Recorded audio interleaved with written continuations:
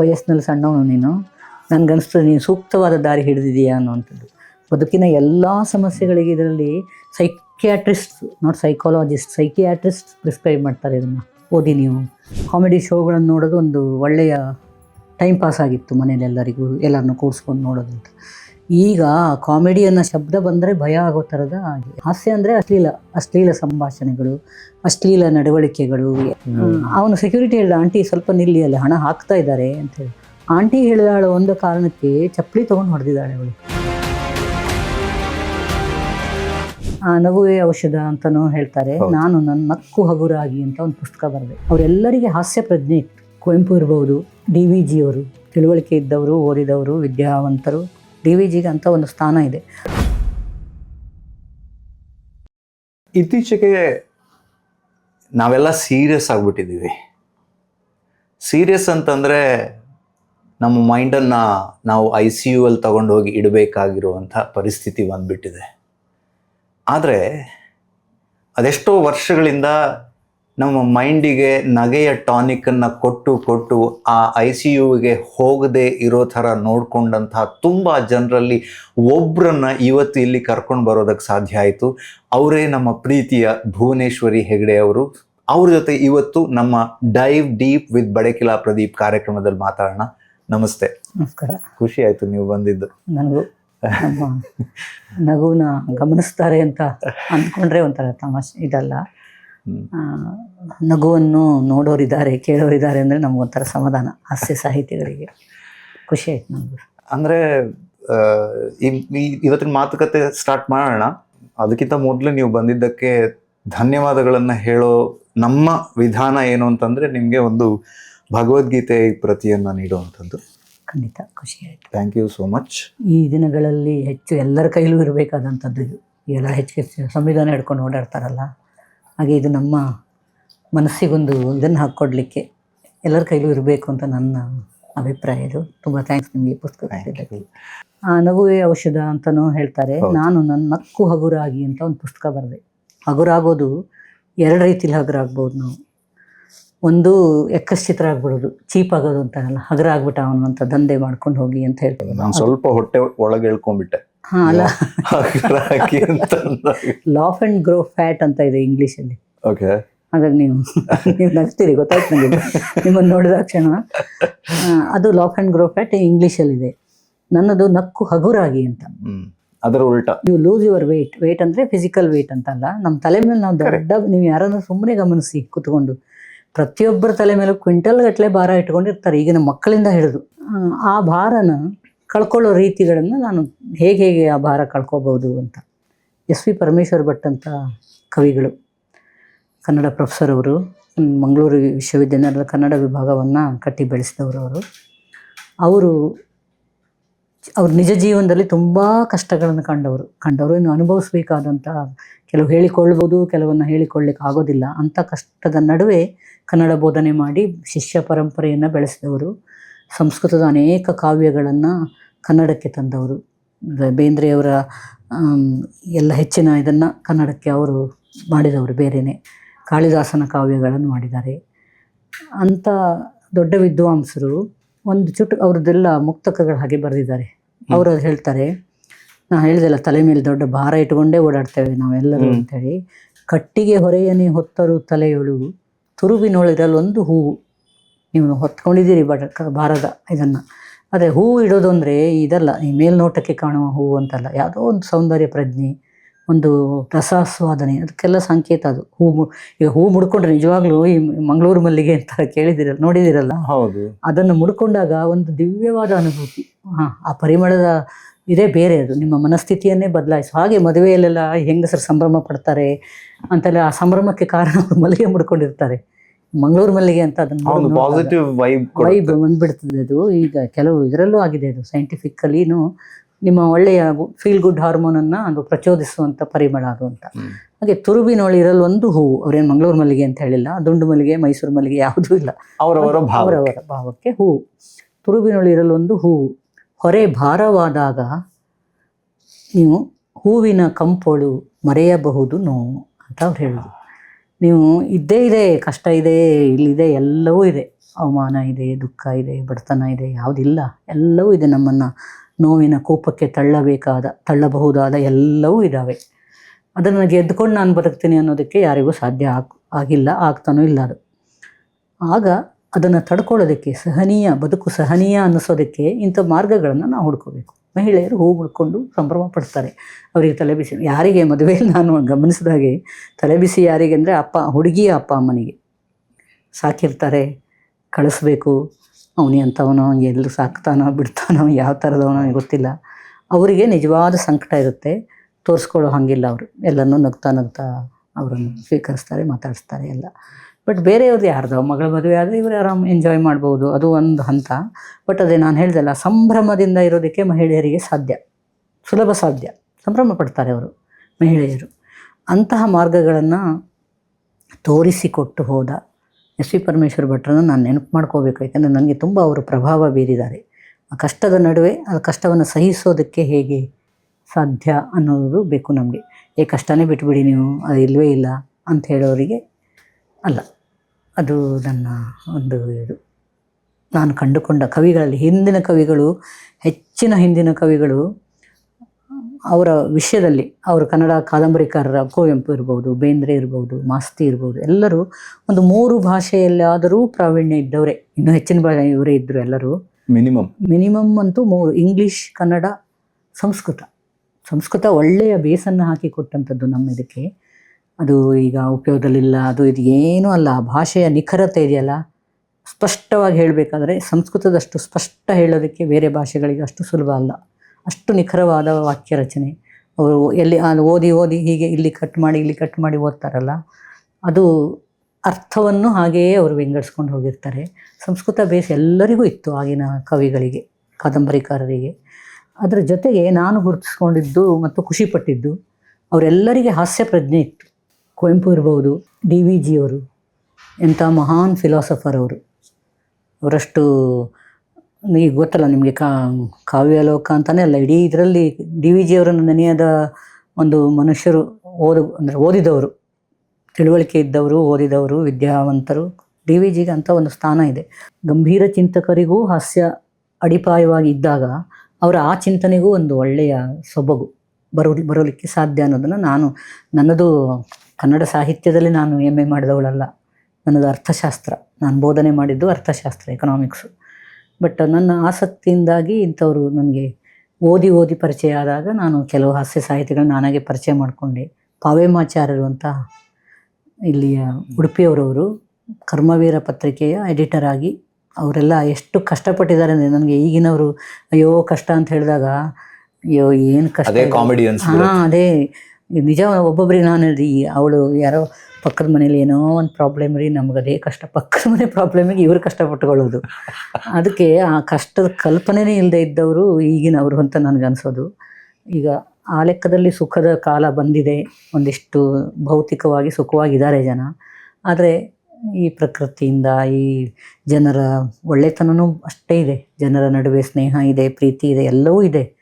ಅದನ್ನು ಬಿಟ್ಟು ಬದುಕ್ತಾರಲ್ಲ, ಅವರು ಗೋಳಿಗೆ ಈಡಾಗ್ತಾರೆ, ಕಷ್ಟಪಡ್ತಾರೆ. ಇದರಿಂದ ಏನು ಸಾಧ್ಯ ಇದೆ ಅದನ್ನೆಲ್ಲ ಒಂದು ಸೆಳೆಕೊಳ್ಳುವಂಥ ಆಸಕ್ತಿ ಇರಬೇಕು. ಆ ಆಸಕ್ತಿ ಹಿಂದಿನವರಿಗೆ ಅದು ಬೈ ಬರ್ತ್ ಇತ್ತು.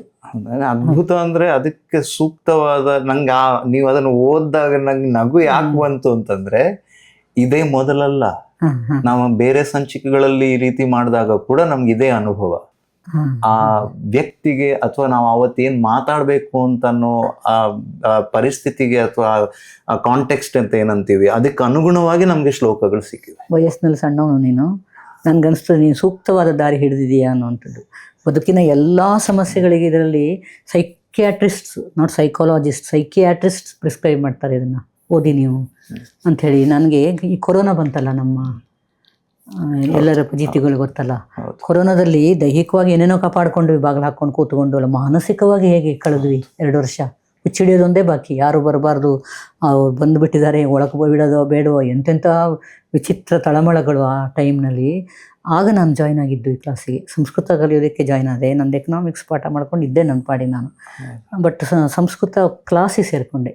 ನಾನು ಹೇಳಿದ ಸಂಸ್ಕೃತದ ಬಗ್ಗೆ ಇರುವ ಸಂಸ್ಕೃತ ಕಲಿಕೆಯ ಸೊಗಸು ಅಂತ ನಾನಾಗ ಪತ್ರಿಕೆಯಲ್ಲಿ ಕಾಲಮ್ ಬರಿತಾ ಇದ್ದೆ, ಅದರಲ್ಲಿ ಬರೆದೆ ನಾನು ಏನದು ಇದಲ್ಲ ಅಂತ.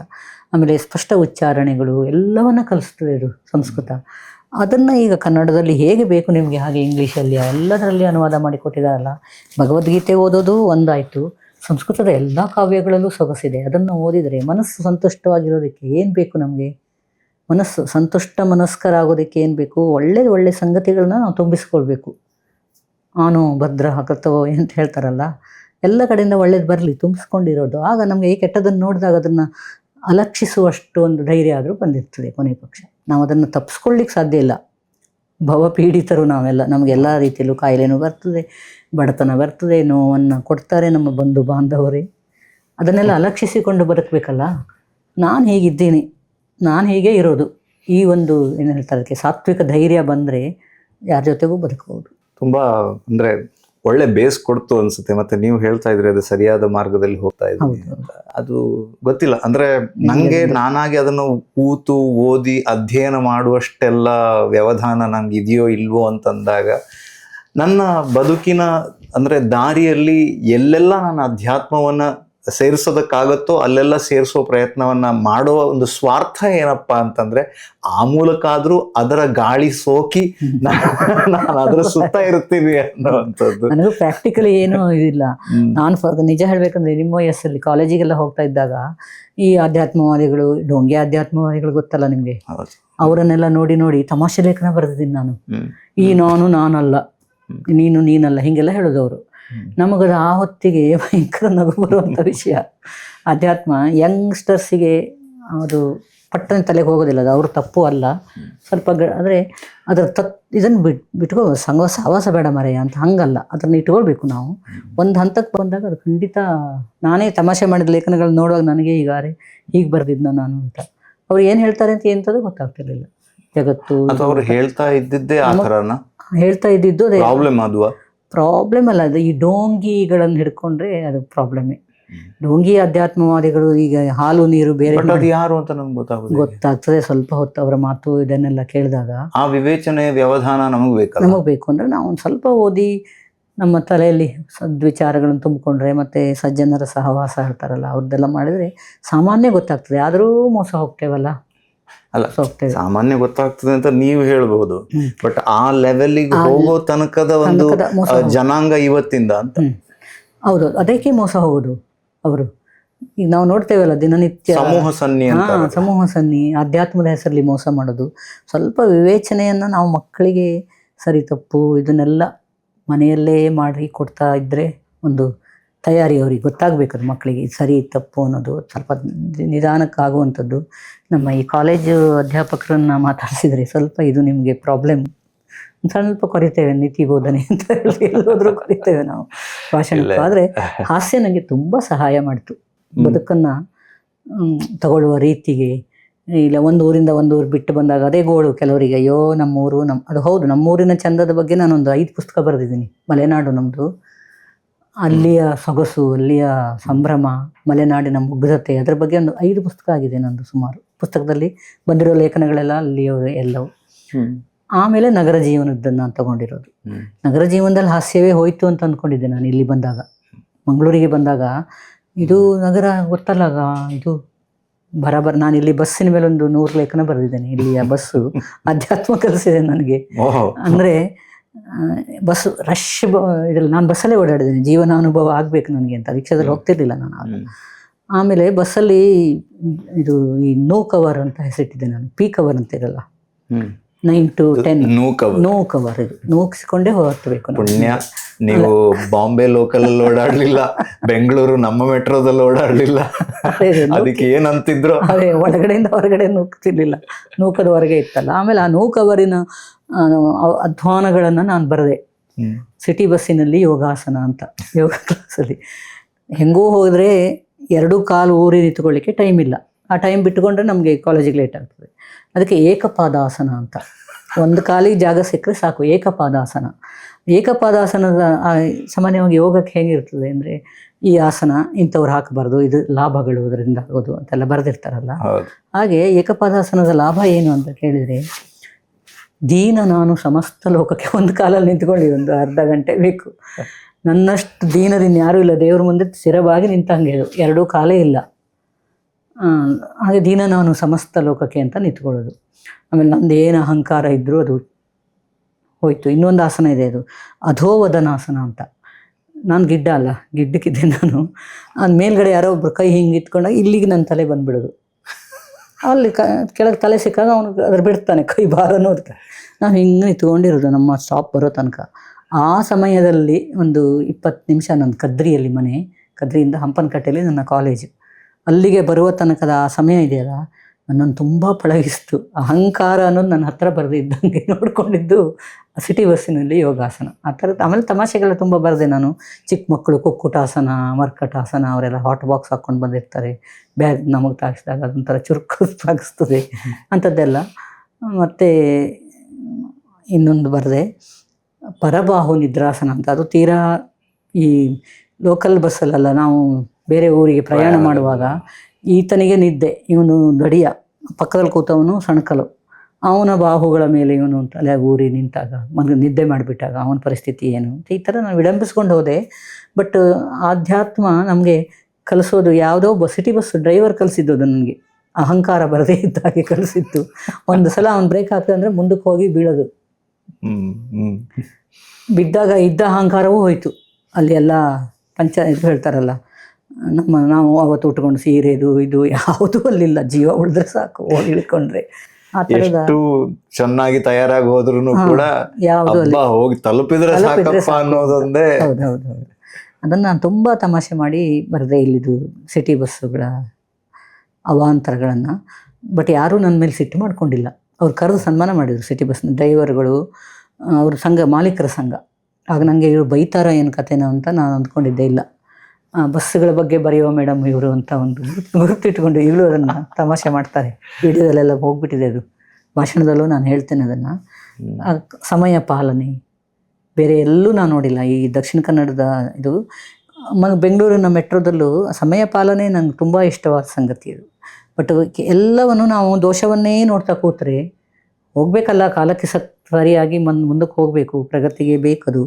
ಮೆಟ್ರೋ ಆಗಿದ್ದೆಷ್ಟು ಒಳ್ಳೇದಾಯಿತು. ಅಲ್ಲಿಯ ಮೆಟ್ರೋದಲ್ಲಿ ಕೂತವ್ರನ್ನು ಕೇಳಿದರೆ ಗೊತ್ತಾಗ್ತದೆ. ಅದನ್ನು ಏನಂದರೆ ಒಂದು ತಾಸಿನ ಒಂದು ಇಡೀ ಜೀವನ ನೀವೇನಲ್ಲಿ ಕೂತ್ಕೊಂಡು ಒತ್ತಡದಲ್ಲಿ ಕೂತಿರ್ತೀರಾ, ಇಡೀ ದಿನ ಕೂತಿರ್ತೀರಾ, ಇಲ್ಲ 1 ಅವರ್ ಕೂತಿರ್ತೀವಿ ನಾವು, ಹೆಚ್ಚಂದರೆ ಅರ್ಧ ಗಂಟೆಗೆ ನಮ್ಮ ಸ್ಟಾಪ್ ಬರ್ಬೋದು. ಆ ಅರ್ಧ ಗಂಟೆಯನ್ನು ಇದರಲ್ಲಿ ಹೇಳ್ತಲ್ಲ, ಯಾಕೆ ಶೋಕಿಸಬೇಕು, ಅಲ್ಪಾವಧಿಯ ಇದರಲ್ಲಿ ಇದು ಹೋಗ್ತದೆ, ಇಷ್ಟು ಸಲ ಪಾಸ್ ಅಂತ ಅಂದ್ಕೊಂಡ್ರೆ ನಾವು ಅದನ್ನು ಪಾಸ್ ಮಾಡೋದು ಸುಲಭ ಆಗ್ತದೆ. ಇಲ್ಲಾಂದ್ರೆ ತಡವಾಗಿ ತಲುಪಬಾರದು ಅಂತಂದ್ರೆ ಈ ತಡೆಯಬೇಕು ಒತ್ತಡ ಅಂತ, ಈ ತರದ ಒತ್ತಡ. ಹೌದು, ಇದನ್ನ ಇಲ್ಲಾಂದ್ರೆ ನಮ್ಮ ಹೆಲ್ತ್ ಹಾಳಾದ್ರೆ, ನಮ್ಮ ಮಾನಸಿಕ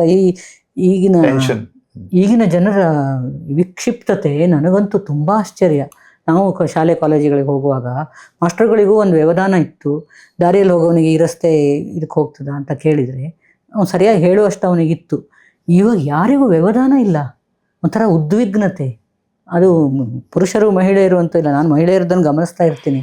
ಯಾರೋ ಆಂಟಿ ಹೇಳಿದ, ಅವನ ಪಾಪ ಹಣ ತುಂಬೋದಕ್ಕೆ ಒಳಗಡೆ ಇದ್ರಂತೆ, ಇವಳು ATM ಕಾರ್ಡ್ ಹಿಡ್ಕೊಂಡು ಹೋಗಿದ್ದಾಳೆ. ಒಬ್ಬಳು ಆಂಟಿ ಅಂತ ಹೇಳಿದ್ರೆ ಅವಳು ನನಗೆ ಮತ್ತೆ ಸಿಟಿಗೆ ಇರ್ತಾಳೆ. ಇವನು ವಾಚ್ಮನ್ ಸೆಕ್ಯೂರಿಟಿ ಅಲ್ಲ, ಬರ್ತದೆ ನಂಗೆ ಬೇರೆ ಕಾರಣಗಳಿಗಾಗಿ ಬರ್ತದೆ. ಆಂಟಿ ಅಂತ ಕರೆದ ಈಗಲ್ಲ, ಒಂದು ನಿಮ್ಮ ಒಂದು ಆ ಟ್ರಾನ್ಸಿಷನ್ ಪೀರಿಯಡ್ ಅಲ್ಲಿ, ಇವಾಗ ರಿಟೈರ್ಮೆಂಟ್ ಆಗಿದೆ ಅಲ್ಲ ಆಗ್ಲೂ ನಂಗೆ ಏನು ಸಿಟ್ಟು ಬರ್ತಿರ್ಲಿಲ್ಲ. ಅವನು ಆಂಟಿ ಕರೆದ್ರೆ ನನಗೆ ಏನಾಗಬೇಕು ಅಂತ ನಾನು ನಗ್ತಿದ್ನೇನು. ಅವನು ಸೆಕ್ಯೂರಿಟಿ ಹೇಳ್ದ, ಆಂಟಿ ಸ್ವಲ್ಪ ನಿಲ್ಲಿ, ಅಲ್ಲಿ ಹಣ ಹಾಕ್ತಾ ಇದ್ದಾರೆ ಅಂತ ಹೇಳಿ. ಆಂಟಿ ಹೇಳಿದಾಳು ಒಂದು ಕಾರಣಕ್ಕೆ ಚಪ್ಪಲಿ ತೊಗೊಂಡು ಹೊಡೆದಿದ್ದಾಳೆ ಅವಳು. ಇದು ಪತ್ರಿಕೆಯಲ್ಲಿ ಬಂದಿದ್ದು, ನಾನು ಪತ್ರಿಕೆಯಲ್ಲಿ ಮೊದಲು ಓದ್ತೇನೆ ಅಂತದನ್ನು. ಪತ್ರಿಕೆಯಲ್ಲಿ ಬಂದಿರೋದು, ಬೆಂಗಳೂರಲ್ಲಿ ಆಗಿರೋದು. ನೀವು ಈ ವಿಷಯ ಹೇಳೋದಕ್ಕೆ ಮೊದಲೇ ನಾನು ನೀವು ಪ್ರಶ್ನೆ ಕೇಳ್ಬಿಟ್ಟೆ ನಿಮ್ಗೆ. ಆಂಟಿ ಹೇಳಿದ್ರೆ ಅಲ್ಲಲ್ಲ, ಏನೋ ಒಂದು ಆಯ್ತಪ್ಪ, ಅವನಿಗೆ ಏನು ಹೇಳ್ಬೇಕು, ಅವನು ಉದ್ದೇಶಪೂರ್ವಕವಾಗಿ ಹೇಳ್ತಾನ, ಇವರನ್ನ ಜರಿಬೇಕು ಅಂತ ಬೈಬೇಕು ಅಂತ ಹೇಳ್ತಾನೆ, ಏನೋ ಅವನಿಂದ ಸನ್ಸು ಅವನಿದು. ಸೊ ಈಗ ಲೋಕ ರೂಢಿ, ಅದನ್ನ ದೊಡ್ಡ ತಗೊಂಡು ಚಪ್ಪಲಿ ಹೊಡೆಯುವಷ್ಟು ಮಟ್ಟಿಗೆ ಅವಳ ಒಳಗೆ ಏನ್ ನಡೀತಿರ್ಬೋದು ಅಂತ ನಾನು ಯೋಚನೆ ಮಾಡಿದ್ದು. ಉದ್ವಿಗ್ನತೆ ಅವಳಿಗೆ, ಯಾವುದನ್ನು ಸಹಿಸೋದು, ಕೇಳಿಸ್ಕೊಳ್ಳೋ ಇದು ಇಲ್ಲ, ಸಹಿಸೋದು ಇಲ್ಲ. ಮೂಲ ಹಾಸ್ಯ ಪ್ರಜ್ಞೆ ಇಲ್ಲ, ನಾನು ಹೇಳುವಂಥದ್ದು. ಸ್ವಲ್ಪ ಹಾಸ್ಯ ಪ್ರಜ್ಞೆ ಇದ್ದಿದ್ರೆ ಅವಳಿಗೆ, ಇವ ಆಂಟಿ ಹೇಳ್ತಾನೆ ಅಷ್ಟೇ ಅನಿಸ್ತಿತ್ತು, ಬಿಟ್ಟರೆ ಚಪ್ಪಲಿ ತೊಗೊಂಡು ಹೊಡಿವ ಅನ್ನೋ ಮಟ್ಟಕ್ಕೆ ಹೋಗ್ತಿರ್ಲಿಲ್ಲ. ಅದು ಈ ಉದ್ವಿಗ್ನತೆಗೆ ಕಾರಣ ಈಗಿನ ನಮ್ಮ ಬದುಕಿನ ಶೈಲಿ, ಅದೆಲ್ಲ ನಮಗೆ ತುಂಬ ಏನು ಮಾಡಲಿಕ್ಕೆ ಸಾಧ್ಯ ಇಲ್ಲದೆ ಇರುವಂಥದ್ದು. ನಾವು ಕೈ ಮುಗಿದು ಕೇಳ್ಕೊಳ್ಳೋದು, ಒಂದು ವಿನೋದ ಪ್ರಜ್ಞೆ ಇರಲಿ, ಹಾಸ್ಯ ಪ್ರಜ್ಞೆ ಇರಲಿ. ಇದನ್ನೆಲ್ಲವನ್ನು ಸ್ವಲ್ಪ ಅವಳಿಗೆ ಚಪ್ಪಲಿ ಹೊಡೆದವಳೇನು ಸುಮ್ಮನೆ ಇರ್ತಾಳ, ಅವಳಿಗೂ ತಲೆಯಲ್ಲಿ ಬಿಸಿಯಾಗಿರೋದಿಲ್ವಾ ಅಂತ ಚಪ್ಪಲಿ ಹೊಡೆದೆ ಅಂತ, ಪಾಪ ಪ್ರಜ್ಞೆ ಇದೆಯೋ ಇಲ್ವೋ ಅದು ಗೊತ್ತಿಲ್ಲ. ಬಟ್ ಅದನ್ನಾದರೂ ತಪ್ಪಿಸ್ಬೋದಿತ್ತು, ಅವನಿಗೆ ಹೊಡೆಯೋದು ತಪ್ಪಿಸ್ಬೋದಿತ್ತು, ಎಷ್ಟೊಂದು ತಪ್ಪಿಸ್ಬೋದಿತ್ತು. ನಾನು ಆಂಟಿ ಕಾಣ್ತೇನೆ ನಿನಗೆ ಅಂತ ಏನೋ ಹೇಳ್ಬೋದಿತ್ತು ಅವನ ಹತ್ರ. ಇಲ್ಲ, ಹೊಡೆದ್ಲೋಡು. ಅಂಥದ್ದು ತುಂಬ ನಡೀತಾ ಇರ್ತದೆ. ಈ ಉದ್ವಿಗ್ನತೆಗೆ ಒಳಗಾದ ಮನಸ್ಥಿತಿಗಳನ್ನು ಹೇಗೆ ಸುಧಾರಿಸ್ಕೋಬೇಕು ಅನ್ನೋದಕ್ಕೆ ಯಾರೂ ಪ್ರಯತ್ನ ನಡೀತಾ ಇಲ್ಲ. ನಾವು ಅದಕ್ಕೆ ನಕ್ಕು ಹಗುರಾಗಿ, ಜೊತೆಗೆ ಇದು ಇರಲಿ, ದೇವರ ಮೇಲೆ ನೀವು ನಂಬಿಕೆ ಇಟ್ಟವರಾದರೆ ದೇವರ ಜೊತೆಗೆ ವಿನೋದವನ್ನು ಒಂದು ದೇವರು ಅಂತ ತಿಳ್ಕೊಳ್ಳಿ. ಹಾಸ್ಯ, ಯಾಕಂದರೆ ನಮ್ಮ ಮೂಲ ಅಧ್ಯಾತ್ಮದಲ್ಲಿ ಹಾಸ್ಯಕ್ಕೆ ಒಳ್ಳೆಯ ಸ್ಥಾನ ಇದೆ. ಆದರೆ ಅಧ್ಯಾತ್ಮ ಅಂತಂದ್ರೆ ತುಂಬಾ ಸೀರಿಯಸ್ ಆಗಿರುವಂಥದ್ದು ಹಂಗಂತ ಮಾಡ್ಕೊಂಡಿದ್ದಾರೆ. ನಿಜವಾದ ಆಧ್ಯಾತ್ಮವಾದಿಗಳು ಅಥವಾ ನಿಜವಾದ ಇವರಿಗೆ ಹಾಸ್ಯ ಪ್ರಜ್ಞೆ ಇರ್ತದೆ ಅವರಿಗೆ. ದೇವರನ್ನು ಈಗ ವಿನೋದ, ನಮ್ಮಲ್ಲಿ ಬ್ರಹ್ಮ ಹುಟ್ಟಿಸಿದ ನಮ್ಮ ಕಲ್ಪನೆಗಳಿದ್ದಾವಲ್ಲ, ಆನಂದಂ ಖಲ್ವಿದಂ ಬ್ರಹ್ಮಂ ಅಂತ ಹೇಳ್ತಾರೆ. ಬ್ರಹ್ಮನನ್ನೇ ಆನಂದಮಯವಾಗಿಸಿದವರು ನಮ್ಮವರು, ನಮ್ಮ ಮೂಲದವರು. ಆಮೇಲೆ ಅದು ಏನೇನಾಗ ಬೆಳೆದು ಬಂತು. ಈ ನೀವು ಆಧ್ಯಾತ್ಮ ಮತ್ತು ಹಾಸ್ಯ, ನಾನು ಯಾವಾಗಲೂ ಹೇಳೋದು ಅರ್ಥ ಆನಂದಂ ಖಲ್ವಿದಂ ಬ್ರಹ್ಮ, ಆನಂದವೇ ಆನಂದಂ ಖಲು ಇದಂ ಬ್ರಹ್ಮಂ ಅಂತ. ಆನಂದ, ಬ್ರಹ್ಮನು ಆನಂದದ ರೂಪವಾಗಿದ್ದಾನೆ ಅಂತ. ಅವನು ಮೂಲ ಬ್ರಹ್ಮ ಆನಂದದ ರೂಪ ಆಗಿದ್ಮೇಲೆ ನಾವು ಬ್ರಹ್ಮನನ್ನು ಆರಾಧಿಸ್ತೀವಿ ಅಂದರೆ ಆನಂದವನ್ನು ಆರಾಧಿಸ್ತೀವಿ ಅಂತ ಅಲ್ವಾ. ಆನಂದವನ್ನು ಆರಾಧನೆ ಅಂದರೆ ನಮ್ಮಲ್ಲಿ ಒಂದು ಏನು ಅದರಲ್ಲಿ ಡೌಟ್ ಇಲ್ಲ ಆರಾಧನೆಯಲ್ಲಿ. ಹೌದಾ ಅಲ್ವಾ, ನಾವು ಪೂಜೆ ಮಾಡಬೇಕಾ ಬೇಡ, ಆರಾಧಿಸ್ತೇವೆ ನಾವು ನಂಬಿಕೆಯಿಂದ, ಪೂರ್ತಿ ನಂಬಿಕೆಯಿಂದ. ಹಾಗೆ ನಾವು ಹಾಸ್ಯವನ್ನು ಜೀವನದಲ್ಲಿ ಸ್ವೀಕರಿಸಬೇಕು ಅನ್ನೋ ಮಟ್ಟಕ್ಕೆ ನಾನು ಹಾಸ್ಯವನ್ನು ಆರಾಧಿಸಿದವಳು. ನನಗೆ ಎಲ್ಲೂ ನಿರಾಸೆ ಆಗಿಲ್ಲ, ಭ್ರಮ ನಿರಸನ ಆಗಿಲ್ಲ. ಅದರಿಂದ ನನಗೆ ತುಂಬ ಜನರ ಈ ಸೈಕಾಲಜಿಯನ್ನು ಕೂಡ ನಂದು ಎಕನಾಮಿಕ್ಸ್ MA, ಸೈಕಾಲಜಿ MA ಮಾಡಿದೆ. ಮತ್ತೆ ಇದಕ್ಕೋಸ್ಕರ ಸೈಕಾಲಜಿಯಲ್ಲಿ ಮತ್ತೆ MA ಮಾಡಿದೆ ನಾನು ಇನ್ನೊಂದು. ಯಾವುದಕ್ಕೋಸ್ಕರ? ಈ ನಾನು ಎಲ್ಲರನ್ನು ತಮಾಷೆ ಮಾಡ್ತೇನಲ್ಲ, ಯಾರು ತಮಾಷೆಗೆ ಅರ್ಹರು, ಅನರ್ಹ ಅಲ್ಲದಿದ್ದವ್ರು ಯಾರು, ಹಿಂಗೆಲ್ಲ ಅವರ ಸೈಕಾಲಜಿಯನ್ನು ನೋಡಿದಾಗ ಗೊತ್ತಾಗ್ತದೆ ಇವರು ತಮಾಷೆ ಮಾಡಲಿಕ್ಕೆ ಕರೆಕ್ಟ್ ಜನ ಇದು ಅಂತ. ಅಂದ್ರೆ ನೀವು ಕೆಲವರ ಸೈಕಾಲಜಿನೇ ಅಂದ್ರೆ ಸಹಜವಾಗಿಯೇ ನಿಮ್ಗೆ ಹಾಸ್ಯ ಪ್ರಜ್ಞೆ ಬಂದಿದ್ದೇ ಅಲ್ಲದೆ ಅದು ಅದರ ಜೊತೆಗೆ ಅದರಲ್ಲಿ ರಿಸರ್ಚ್ ಬೇರೆ. ರಿಸರ್ಚ್ ಅಂದ್ರೆ ಅದಕ್ಕೊಂದು, ಇಲ್ಲಾಂದ್ರೆ ನನಗೆ ಏನೋ ಅನಿಸ್ಬಾರ್ದಲ್ಲ, ನಾನು ಯಾರನ್ನೋ ತಮಾಷೆ ಮಾಡಿದೆ, ನಿಮ್ಮ ಸೇಫ್ಟಿಗೋಸ್ಕರ ಸೇಫ್ಟಿಗೂ ಹೌದು, ಈ ಜನರ ಮನಸ್ಥಿತಿಯನ್ನೇ ನಂಗೆ ತಮಾಷೆ ಮಾಡಬೇಕು ಅಂತ ಈ ಥರ ಹುಚ್ಚು. ಇದು ಸಹಜವಾಗಿ ನೀವು ಯಾರನ್ನೋ ಕೇಳ್ತೀರಿ, ನಿಮ್ಗೆ ಗೊತ್ತಿಲ್ಲ, ಬೇರೆ ಊರಿಗೆ ಬಂದಿದ್ದೀರಿ, ಜ್ಯೋತಿ ಟಾಕೀಸ್ ಎಲ್ಲಿದ್ದೀರಿ ಅಂತ ಕೇಳ್ತೀವಿ. ಅಲ್ಲಿ ಅವನಿಗೆ ಕಾಣ್ತಾ ಇದೆ ಇದು ಜ್ಯೋತಿ ಟಾಕೀಸು, ಅವನಿಗೆ ಗೊತ್ತಿಲ್ಲ ಅದೇ ಜ್ಯೋತಿ ಟಾಕೀಸ್ ಅಂತ ಕೇಳ್ತಾನೆ. ತಲೆ ಎತ್ತಿ ನೋಡಿ ಅಂತ ಹೇಳಿದ್ರೆ ಹೆಂಗೆ ಆಗ್ಬೋದು ಅವನಿಗೆ, ಅಲ್ಲೇ ಇದೆಯಲ್ರಿ ಅಂತ ಹೇಳಿದ್ರೆ ಹೇಗೆ? ಆ ಡಿಫ್ರೆನ್ಸು, ಅವರ ಸ್ವಭಾವದ ಡಿಫ್ರೆನ್ಸನ್ನು ನೋಡಲಿಕ್ಕೆ ನಾನು ಈ ಸೈಕಾಲಜಿನ ಸುಮ್ಮನೆ ನನ್ನ ಇದಕ್ಕಾಗಿ ಮಾಡಿಕೊಂಡೆ. ಆಮೇಲೆ ನನಗೆ ಇದು ದಕ್ಷಿಣ ಕನ್ನಡ ಜಿಲ್ಲೆ, ತುಳುವರು ಇಲ್ಲಿರೋರು ಹೆಚ್ಚಿನ ಭಾಷೆಗೆ, ತುಳು ಭಾಷೆಯಲ್ಲಿ ಒಂದು ತುಂಬ ಸೊಗಸಾದ ಹಾಸ್ಯ ಪ್ರಜ್ಞೆ ಇದೆ. ನೋಡಿದರೆ ಗಂಭೀರವಾಗಿರ್ತಾರೆ ಇಲ್ಲಿಯ ಜನ, ಆದರೆ ತುಳು ಭಾಷೆಯಲ್ಲಿ ನಾನು ಯಾವ ಕಾರಣಕ್ಕಾಗಿ ಸೈಕಾಲಜಿ ಓದ್ದೆ ಹೇಳಿದಲ್ಲ, ಅವನು ಹಾಸ್ಯಕ್ಕೆ ಅರ್ಹನಾದವನನ್ನು ಹುಡುಕಿ ಅವರು ಕೆಲವು ಭಾಷೆಗಳನ್ನು, ತುಳು ಭಾಷೆಯ ಕೆಲವು ಪದಗಳನ್ನು ಹೇಳ್ತೇನೆ, ಕನ್ನಡದ ಮಾತುಕತೆ ಆದರೂ ಕೂಡ. ದಕ್ಷಿಣ ಕನ್ನಡದಲ್ಲಿ ತುಳು ಮತ್ತು ಕನ್ನಡ ಹಾಸುಹೊಕ್ಕಾಗಿದೆ. ಎಷ್ಟು ಅಂದರೆ ಅದನ್ನು ಬೇರ್ಪಡಿಸಿ ಮಾಡಲಿಕ್ಕೆ ಸಾಧ್ಯ ಇಲ್ಲ. ನೀವು ಕನ್ನಡ ಬಂದವರಾದರೆ ಕನ್ನಡದಲ್ಲಿ ಮಾತಾಡ್ತಾರೆ, ಕನ್ನಡ ನಿಮ್ಗೆ ಬರೋದಿಲ್ಲ ಅಂದರೆ ತುಳುವಲ್ಲಿ ಮಾತಾಡ್ತಾರೆ. ಬಟ್ ಸಂವಹನಕ್ಕೆ ಯಾವುದಕ್ಕೂ ತೊಂದರೆ ಬಂದಿಲ್ಲ, ಸೌಹಾರ್ದತೆಗೆ ಎಲ್ಲ. ಅದು ತುಳುವರ ಹಾಸ್ಯ ಪ್ರಜ್ಞೆ ನನ್ನನ್ನು ತುಂಬ ಆಕರ್ಷಿಸಿತು. ತುಂಬ ಅಂದರೆ ನನಗೆ ಅದು, ಈಗ ನಾವು ಕನ್ನಡದಲ್ಲಿ ಇಂಗ್ಲೀಷಲ್ಲಿ ಮ್ಯಾಡ್ ಅಂತ ಒಂದು ಪದ ಇದೆ, ಹುಚ್ಚ. Severely mad, ಮೈಲ್ಡ್ಲಿ mad, slightly mad ಹಾಗೆಲ್ಲ ಹೇಳೋದಿಲ್ಲ ನಾವು. ಮ್ಯಾಡ್ ಅವರು ಒಂದು ವರ್ಗ. ನಾನು ನನ್ನ ಹಾಸ್ಯ ಲೇಖನ ಇಷ್ಟೊಂದು ಬರೆದ್ರೂ ನಾನು ಎಲ್ಲಿಯೂ ಕೂಡ ಈ ಮ್ಯಾಡ್ ಅಥವಾ ಹುಚ್ಚರನ್ನು ನಾನು ತಮಾಷೆ ಮಾಡಿಲ್ಲ, ಗೇಲಿ ಮಾಡಿಲ್ಲ. ಅವರನ್ನು ಎಲ್ಲ ಸರಿ ಇದ್ದು ಹುಚ್ಚರಂಗೆ ಇರ್ತಾರಲ್ಲ, ಅವರನ್ನು ಮಾತ್ರ ನಾನು ಗೇಲಿ ಪಟ್ಟಿಲಿ ಸೇರಿಸ್ಕೊಂಡಿದ್ದೀನಿ. ನಿಜವಾಗಿ ಬಾರ್ನ್ ಮ್ಯಾಡ್ ಇರ್ತಾರೆ ಎಷ್ಟೋ ಜನ, ಅಂಗವೈಕಲ್ಯದ ಹಾಗೆ ಮನೋವೈಕಲ್ಯದವರು ಇರ್ತಾರೆ, ಬಡವರು ಇರ್ತಾರೆ. ಹರಿದ ಅಂಗಿ ಹಾಕ್ಕೊಂಡು ಹೋಗ್ತಾ ಇರ್ತಾನೆ ಒಬ್ಬ, ಅವನು ಹರಿದ ಅಂಗಿ ನೋಡಿ ನಾನು ಹಾಸ್ಯ ಮಾಡಿದರೆ ಅದು ಅಮಾನವೀಯವಾದ ಹಾಸ್ಯ. ಅಂಗವಿಕಲ ಇರ್ತಾನೆ, ಕುಂಟ್ಕೊಂಡು ಹೋಗ್ತಿರ್ತಾನೆ, ನೋಡಿ ಅವನು ಹೆಂಗೆ ಕುಂಟ್ತಾನೆ ಅಂತ ಟಕ್ರೆ ನಾನು, ಅಥವಾ ಹಾಸ್ಯ ಲೇಖನ ಬರೆದ್ರೆ ಅದು ಕೂಡ ಮಾನವೀಯತೆ ಇಲ್ಲದ ಹಾಸ್ಯ. ಅದಕ್ಕೆ ನಾನು ಮಾನವೀಯತೆಯಿಂದ ಕೂಡಿದ ಹಾಸ್ಯ, ಅಮಾನವೀಯತೆಯಿಂದ ಇರುವಂಥ ವಿಡಂಬನೆ ಅಂತ ಹೇಳ್ಬೋದು. ಅದಕ್ಕೆ ಹಾಸ್ಯ ಅಂತ ಹೇಳೋದಕ್ಕೂ ಕಷ್ಟ. ಅದರ ಒಂದು ಕ್ಲಿಯರ್ ಕಟ್ ನಾನು ಮಾಡ್ಕೊಂಡ್ಬಿಟ್ಟೆ. ನಾನು ಅದನ್ನು ಸುದ್ದಿಗೆ ಹೋಗಲಿಲ್ಲ, ಯಾವತ್ತೂ ಬರೆದಿಲ್ಲ ನಾನು. ಒಂದು ಜಾತಿಯನ್ನು, ಒಂದು ಧರ್ಮವನ್ನು ಮಹಿಳೆಯರು ಅನ್ನೋ ಕಾರಣಕ್ಕೆ, ಪೊಲೀಸರು ಅನ್ನೋ ಕಾರಣಕ್ಕೆ ತಮಾಷೆ ಮಾಡೋದು ಅದೆಲ್ಲ ಇಲ್ಲ. ಎಲ್ಲ ವೃತ್ತಿಯಲ್ಲೂ ಎಲ್ಲಲ್ಲೂ ಈ ಮನೋವೈಕಲ್ಯ ಬೇರೆ ಕರೆಕ್ಟ್ ಇರ್ತಾನೆ ಅವನು. ಬಾಕಿ ಎಲ್ಲ ಇದರಲ್ಲಿ ಅವನದ್ದು ಸ್ವಂತದ್ದು ಏನಾದ್ರು ಬಂದಾಗ ಅವನಿಗೆ ಇದು ಹತ್ಕೊಂಡ್ಬಿಡ್ತದೆ. ಕಮೆಂಟ್ ಅಂತಾರಲ್ಲ, ಅದನ್ನು ಹೇಳ್ಕೊಳ್ಳುವಾಗ ಅವನು ಬೇರೆ ಥರನೇ ಇರ್ತಾನೆ. ಅಂಥದ್ದನ್ನು ಈ ತುಳುವರು ತುಂಬ ಚೆನ್ನಾಗಿ ಕಂಡುಹಿಡಿದಿದ್ದಾರೆ. ಈ ಮ್ಯಾಡ್ಗೆ ನಾವು ಕನ್ನಡದಲ್ಲಿ ಕಾನ್ಶಿಯಸ್ ಆಗಿ ಮಾಡಿರ್ತಾರೆ, ಹೆಚ್ಚಿನವರು ಮಾಡೇ ಇರ್ತಾರೆ. ಕೆಲವರು ಇನ್ನೋಸೆಂಟ್ ಆಗಿರೋದು ಅಂಥದ್ದು ಅಬ್ಸರ್ವೇಷನಲ್ ಕಾಮಿಡಿ ಥರ ಅದು, ಅದರ ಅಬ್ಸರ್ವೇಷನಲ್ ಹ್ಯೂಮರ್. ಹಾಂ, ಅಂಥದ್ದು ಹುಡುಕ ಮಾಡಿದಾಗ ಕನ್ನಡದಲ್ಲಿ ಈ ಮ್ಯಾಡಿಗೆ ಮಳ್ಳ ಅಂತ ಒಂದು ಇದೆ. ಮರಳು ಅಂತ ತುಳುವರು ಹೇಳ್ತೀವಿ. ಹಾಂ, ಮಳ್ಳ ಆಯಿತು. ಆಮೇಲೆ ತುಳುವಿಗೆ ಬನ್ನಿ ನೀವು, ಅದು ಒಂದೊಂದೇ ಶಬ್ದ, ಅದಕ್ಕೆ ಜಾಸ್ತಿ ಏನಿಲ್ಲ. ತುಳುವಿಗೆ ಬನ್ನಿ, ಎಂತೆಂಥ ಮಳ್ಳುಗಳಿದ್ದಾರೆ. ನನಗದು ಅಂಡೆ ಅಂತ ಒಬ್ಬ, ಪಿರ್ಕಿ ಅಂತ ಒಬ್ಬ, ಅವನು ಬೇರೆನೇ ಇವನು ಬೇರೆನೇ. ಅವು ಎರಡನ್ನೂ ಬ್ಲೆಂಡ್ ಮಾಡಿದಾಗ ಅಂಡೆ ಪಿರ್ಕಿ ಉಟ್ಕೊಳ್ತಾನೆ. ಅವನು ಮಾತಾಡಿಸಿ ನೀವು, ಅಷ್ಟು ಅಂದರೆ ಅವನಿಗೆ ಗೊತ್ತಿರೋದಿಲ್ಲ ತಾನು ಏನು ಮಾಡ್ತಾನೆ ಅಂತ. ಅಂಡೆ ಪಿರ್ಕಿ ಇದ್ದಾನೆ. ಆಮೇಲೆ ದುರ್ಸು ಅಂತ ಒಬ್ಬನಿದ್ದಾನೆ. ದುರ್ಸು ಅಂದರೆ ಕನ್ನಡದ ತುಳುವಿನ ನೋಡುಗರಿಗೆ ಅಥವಾ ಕೇಳುಗರಿಗೋಸ್ಕರ ಇದನ್ನೊಂದು ಸ್ವಲ್ಪ ಅಂದ್ರೆ ಹ್ರಸ್ವವಾಗಿ ನೀವು ವಿವರಿಸಬಹುದಾ? ಈಗ ನೋಡಿ, ಬಸ್ ಸ್ಟ್ಯಾಂಡಲ್ಲಿ ಒಬ್ಬ ನಾನು ಅಂದ್ರೆ ಏನು ಅಂತ ಶುರು ಮಾಡ್ತಾನೆ. ಅಲ್ಲಿದ್ದವರೆಲ್ಲ ಸ್ವಲ್ಪ ಹೊತ್ತು ಕೇಳ್ತಾನೆ. ಆಮೇಲೆ ನಮ್ಮೂರಿಗೆ ಬಸ್ ಬಿಟ್ಟವಳು ನಾನೇ, ಎಲ್ಲೂ ಬಸ್ಸೇ ರೋಡೇ ಇರಲಿಲ್ಲ. ಆಮೇಲೆ ನಮ್ಮೂರು ತಹಸೀಲ್ದಾರಿಗೆ ಹೇಳಿ ಮಾಡಿ ನಾನು ಸುಮ್ಮನೆ ಕೂತ್ಕೊಂಡು, ಅಲ್ಲ ದುರ್ಸು ರೋಸ್ಟಿಂಗ್ ಅಂಡೆಗಳು ಏನ್ ಬೇಕಾದ್ರೂ ವಾದ ಮಾಡ್ತಾರೆ ಅವರು. ಅಂಡೆ ಪಿರಿಕಿಗಳ ಸವಾಸ ಬೇಡ. ಅವ್ರು ವಾದ ಬಿಟ್ಟು ಅವ್ರು ಈಚೆಗೆ ಬರ್ಲಿಕ್ಕೆ ಕೇಳಿಸ್ಕೊಳ್ಳಿಕ್ಕೂ ರೆಡಿ ಇಲ್ಲ. ಸರಿ ಅಲ್ಲ ಅಂತ ನೀವು ಹೇಳಿದ್ರೆ ಅಂಡೆ ಪಿರ್ಕಿ ಮಾರೆ ಅಂತ ಹೇಳ್ಬೇಕು. ಆ ಥರ ಅಂಡೆ ಪಿರ್ಕಿ ಆಯ್ತಲ್ಲ. ದುರ್ಸು ಆಯ್ತು.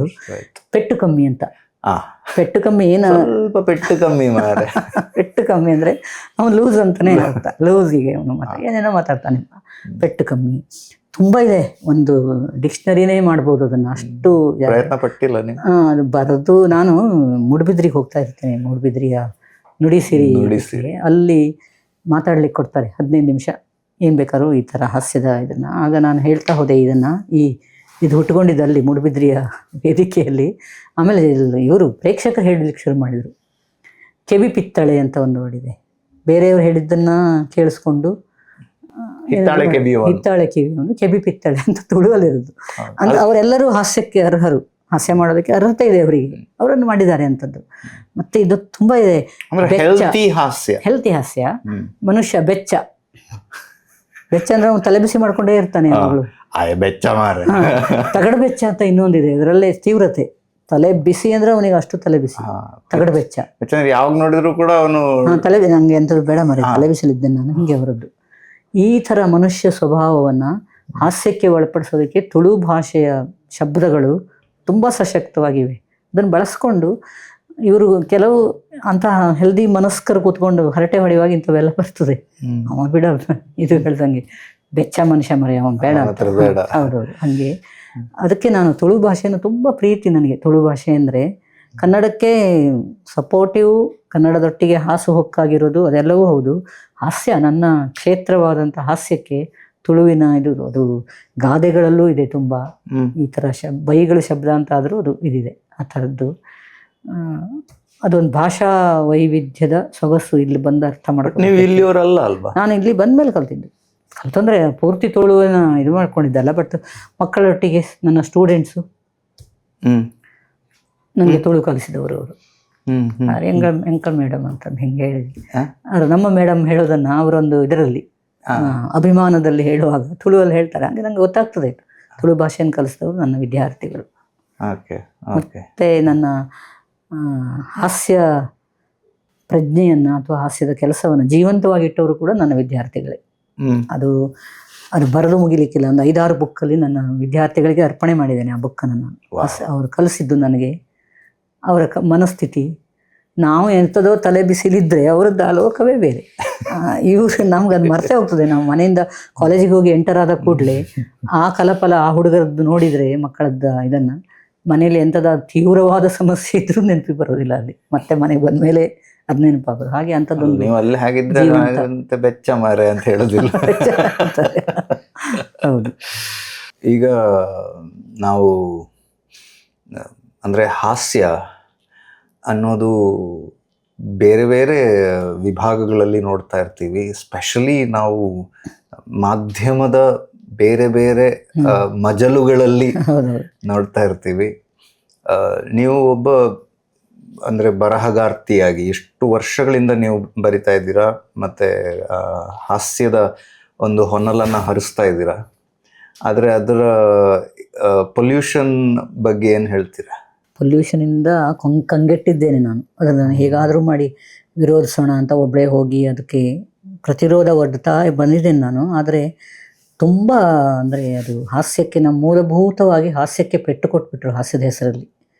ಕೆಲವು ಈ ಇಂಥ ಶೋ ಹೇಳ್ತಾರೆ ಅದಕ್ಕೆ, ಕಾಮಿಡಿ ಶೋಗಳಲ್ಲಿ ತುಂಬ ಬರ್ತದೆಯಲ್ಲ. ಕಾಮಿಡಿ ಅಂದರೆ ಮೊದಲೆಲ್ಲ ಒಂಥರ ಬೇಜಾರು ಕಳೀಲಿಕ್ಕೆ, ಒಂಥರ ಇದು ಹೋಗಲಿಕ್ಕೆ ಅಂತ ಕೂತು ಕಾಯ್ತಾ ಇದ್ವಿ ನಾವು. ಮೊದಲು ಸುಮಾರೊಂದು ಈ ಥರದ ಅಲೆ ಬರೋಕ್ಕಿಂತ ಮೊದಲು ಕಾಮಿಡಿ ಶೋಗಳನ್ನು ನೋಡೋದು ಒಂದು ಒಳ್ಳೆಯ ಟೈಮ್ ಪಾಸ್ ಆಗಿತ್ತು ಮನೇಲೆಲ್ಲರಿಗೂ, ಎಲ್ಲರನ್ನೂ ಕೂಡಿಸ್ಕೊಂಡು ನೋಡೋದಂತ. ಈಗ ಕಾಮಿಡಿ ಅನ್ನೋ ಶಬ್ದ ಬಂದರೆ ಭಯ ಆಗೋ ಥರದ ಅದು. ಯಾಕಂದರೆ ಹಾಸ್ಯಕ್ಕೆ ಮತ್ತು ಅಶ್ಲೀಲತೆಗೆ ನಡುವೆ ಇರೋ ಗೆರೆ ತುಂಬ ತೆಳುವಾದ ಗೆರೆ ಅದು. ಅದನ್ನು ದಾಟಿ ಈಚೆ ಬಂತಂದ್ರೆ ಅದು ಅಶ್ಲೀಲತೆಯೇ, ಅಶ್ಲೀಲ ಹಾಸ್ಯ. ಇವಾಗ ಏನಾಗಿದೆ ಅಂದರೆ ಆ ಗೆರೆನೇ ತೆಗೆದುಬಿಟ್ಟಿದ್ದಾರೆ. ಹಾಸ್ಯ ಅಂದರೆ ಅಶ್ಲೀಲ ಸಂಭಾಷಣೆಗಳು, ಅಶ್ಲೀಲ ನಡವಳಿಕೆಗಳು. ಇತ್ತೀಚೆಗಂತೂ ಮೊದಲು ದೈಹಿಕವಾಗಿ ಅಂಗಾಂಗ ಚೇಷ್ಟೆಗಳು ಅಂತ ಇರಲಿಲ್ಲ ವೇದಿಕೆಯಲ್ಲಿ. ಬಾಯೆಲ್ಲಾದರೂ ಕೆಳಗೆ ನೋಡಿ, ಮೊದಲಿಂದ ಒಂದು ಆರೋಪ ಸಿನಿಮಾದಲ್ಲಿ ಡಬಲ್ ಮೀನಿಂಗು ಅಂತ ಬರೋದು. ನಾನು ಅದನ್ನು ತುಂಬ ಕಟುವಾಗಿ ವಿರೋಧಿಸುವಂಥವಳು. ಇಲ್ಲ, ಪ್ರೇಕ್ಷಕರು ಕೇಳ್ತಾರೆ, ಅದಕ್ಕಾಗಿ ನಾವು ಡಬಲ್ ಮೀನಿಂಗ್ ಇಡ್ತೇವೆ ಅಂತ. ಪ್ರೇಕ್ಷಕರು ಯಾವತ್ತೂ ಕೇಳೋದಿಲ್ಲ. ಒಳ್ಳೆಯ ಅಂಥ ಕೆಟ್ಟ ಡಬಲ್ ಮೀನಿಂಗು ಸಿನಿಮಾಗಳಿಗೆ ಸೀಟಿ ಹಾಕೋರು ಹೇಗಿರ್ತಾರೋ, ಒಳ್ಳೆಯ ಸಿನಿಮಾಗಳನ್ನು ಕೊಟ್ಟಾಗ, ಒಳ್ಳೆಯ ಕಾದಂಬರಿಗಳನ್ನು, ನಮ್ಮ ಭೈರಪ್ಪ ಅವ್ರ ಕಾದಂಬರಿ ಎಲ್ಲ ಸಿನಿಮಾ ಆಗಿದೆಯಲ್ಲ, ಅದನ್ನೆಲ್ಲ ಒಳ್ಳೆಯ ಕ್ವಾಲಿಟಿ ಸಿನಿಮಾಗಳು ತುಂಬ ಜನ ಮಾಡೋರಿದ್ದಾರೆ ನಮ್ಮಲ್ಲಿ. ತುಂಬ ಒಳ್ಳೆಯ ನಿರ್ದೇಶಕರಿದ್ದಾರೆ, ಅದನ್ನು ಜನ ನೋಡ್ತಾರೆ. ನಾವು ಸುಸಂಸ್ಕೃತ ಜನರನ್ನು, ಪ್ರೇಕ್ಷಕರನ್ನು ತಯಾರು ಮಾಡಬೇಕೇ ಹೊರತು ಇಲ್ಲಿ ಜನನೂ ಅಲ್ಲಿಗೆ ತೊಗೊಂಡೋಗೋ ಹಂಗೆ ನಾವು ಈಗ ಮಾಡ್ತಾ ಇದ್ದಾರೆ.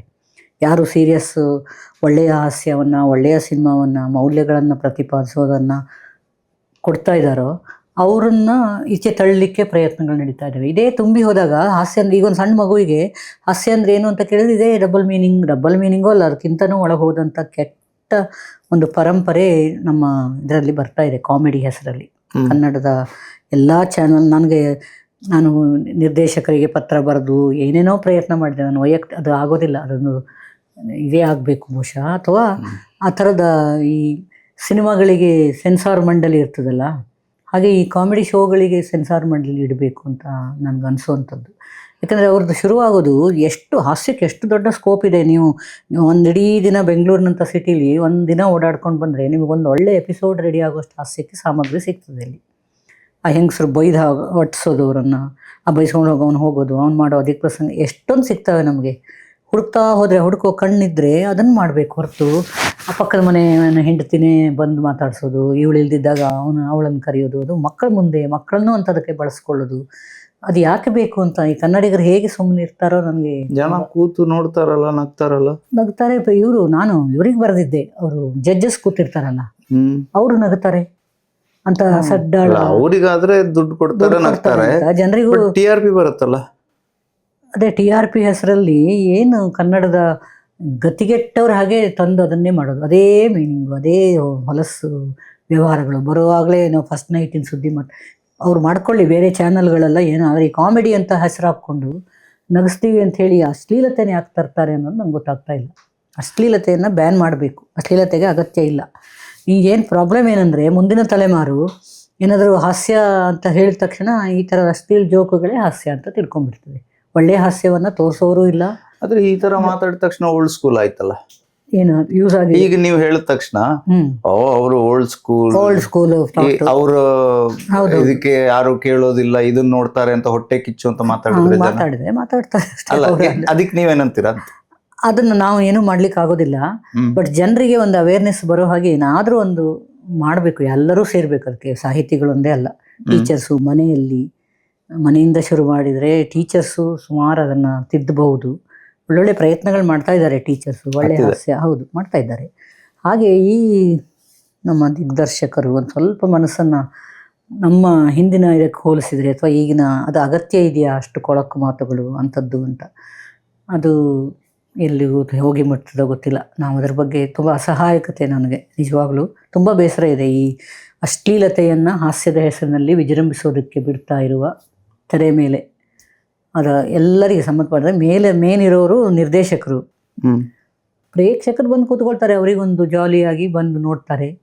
ಬಟ್ ಅದನ್ನೇ ಸಮಾಜಕ್ಕೆ ಬಿತ್ತಿ ಬಿತ್ತಿ ಬಿತ್ತಿ ಇಟ್ಟು ದೀರ್ಘಕಾಲದ ಒಂದು ಕೆಟ್ಟ ಪರಿಣಾಮ ಆಗ್ಬೋದು ಅಂತ ನನಗನ್ಸುತ್ತೆ. ಈ ಕಾಮಿಡಿ ಶೋಗಳಿಗೆ ಡಾಕ್ಟರ್ಸ್ ಬೇಕಿದ್ದಾರೆ ಈಗ.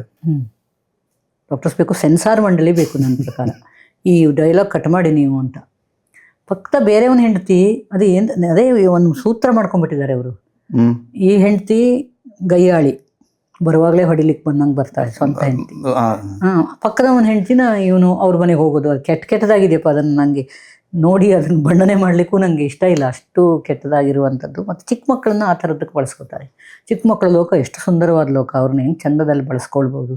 ಇಮ್ಯಾಜಿನೇಷನ್ನು ಅವರದ್ದು ಇದೆಲ್ಲ ಹೇಳ್ತಾ ಇದ್ರಿ, ಅದು ವಿವರಿಸಿ. ಚಿಕ್ಕ ಮಕ್ಕಳು ಅವರ ಮನಸ್ಸೇ ಒಂಥರ ಸುಂದರವಾದ ಇದು, ಅವ್ರದ್ದು ಘಟ್ಟ ಅದು.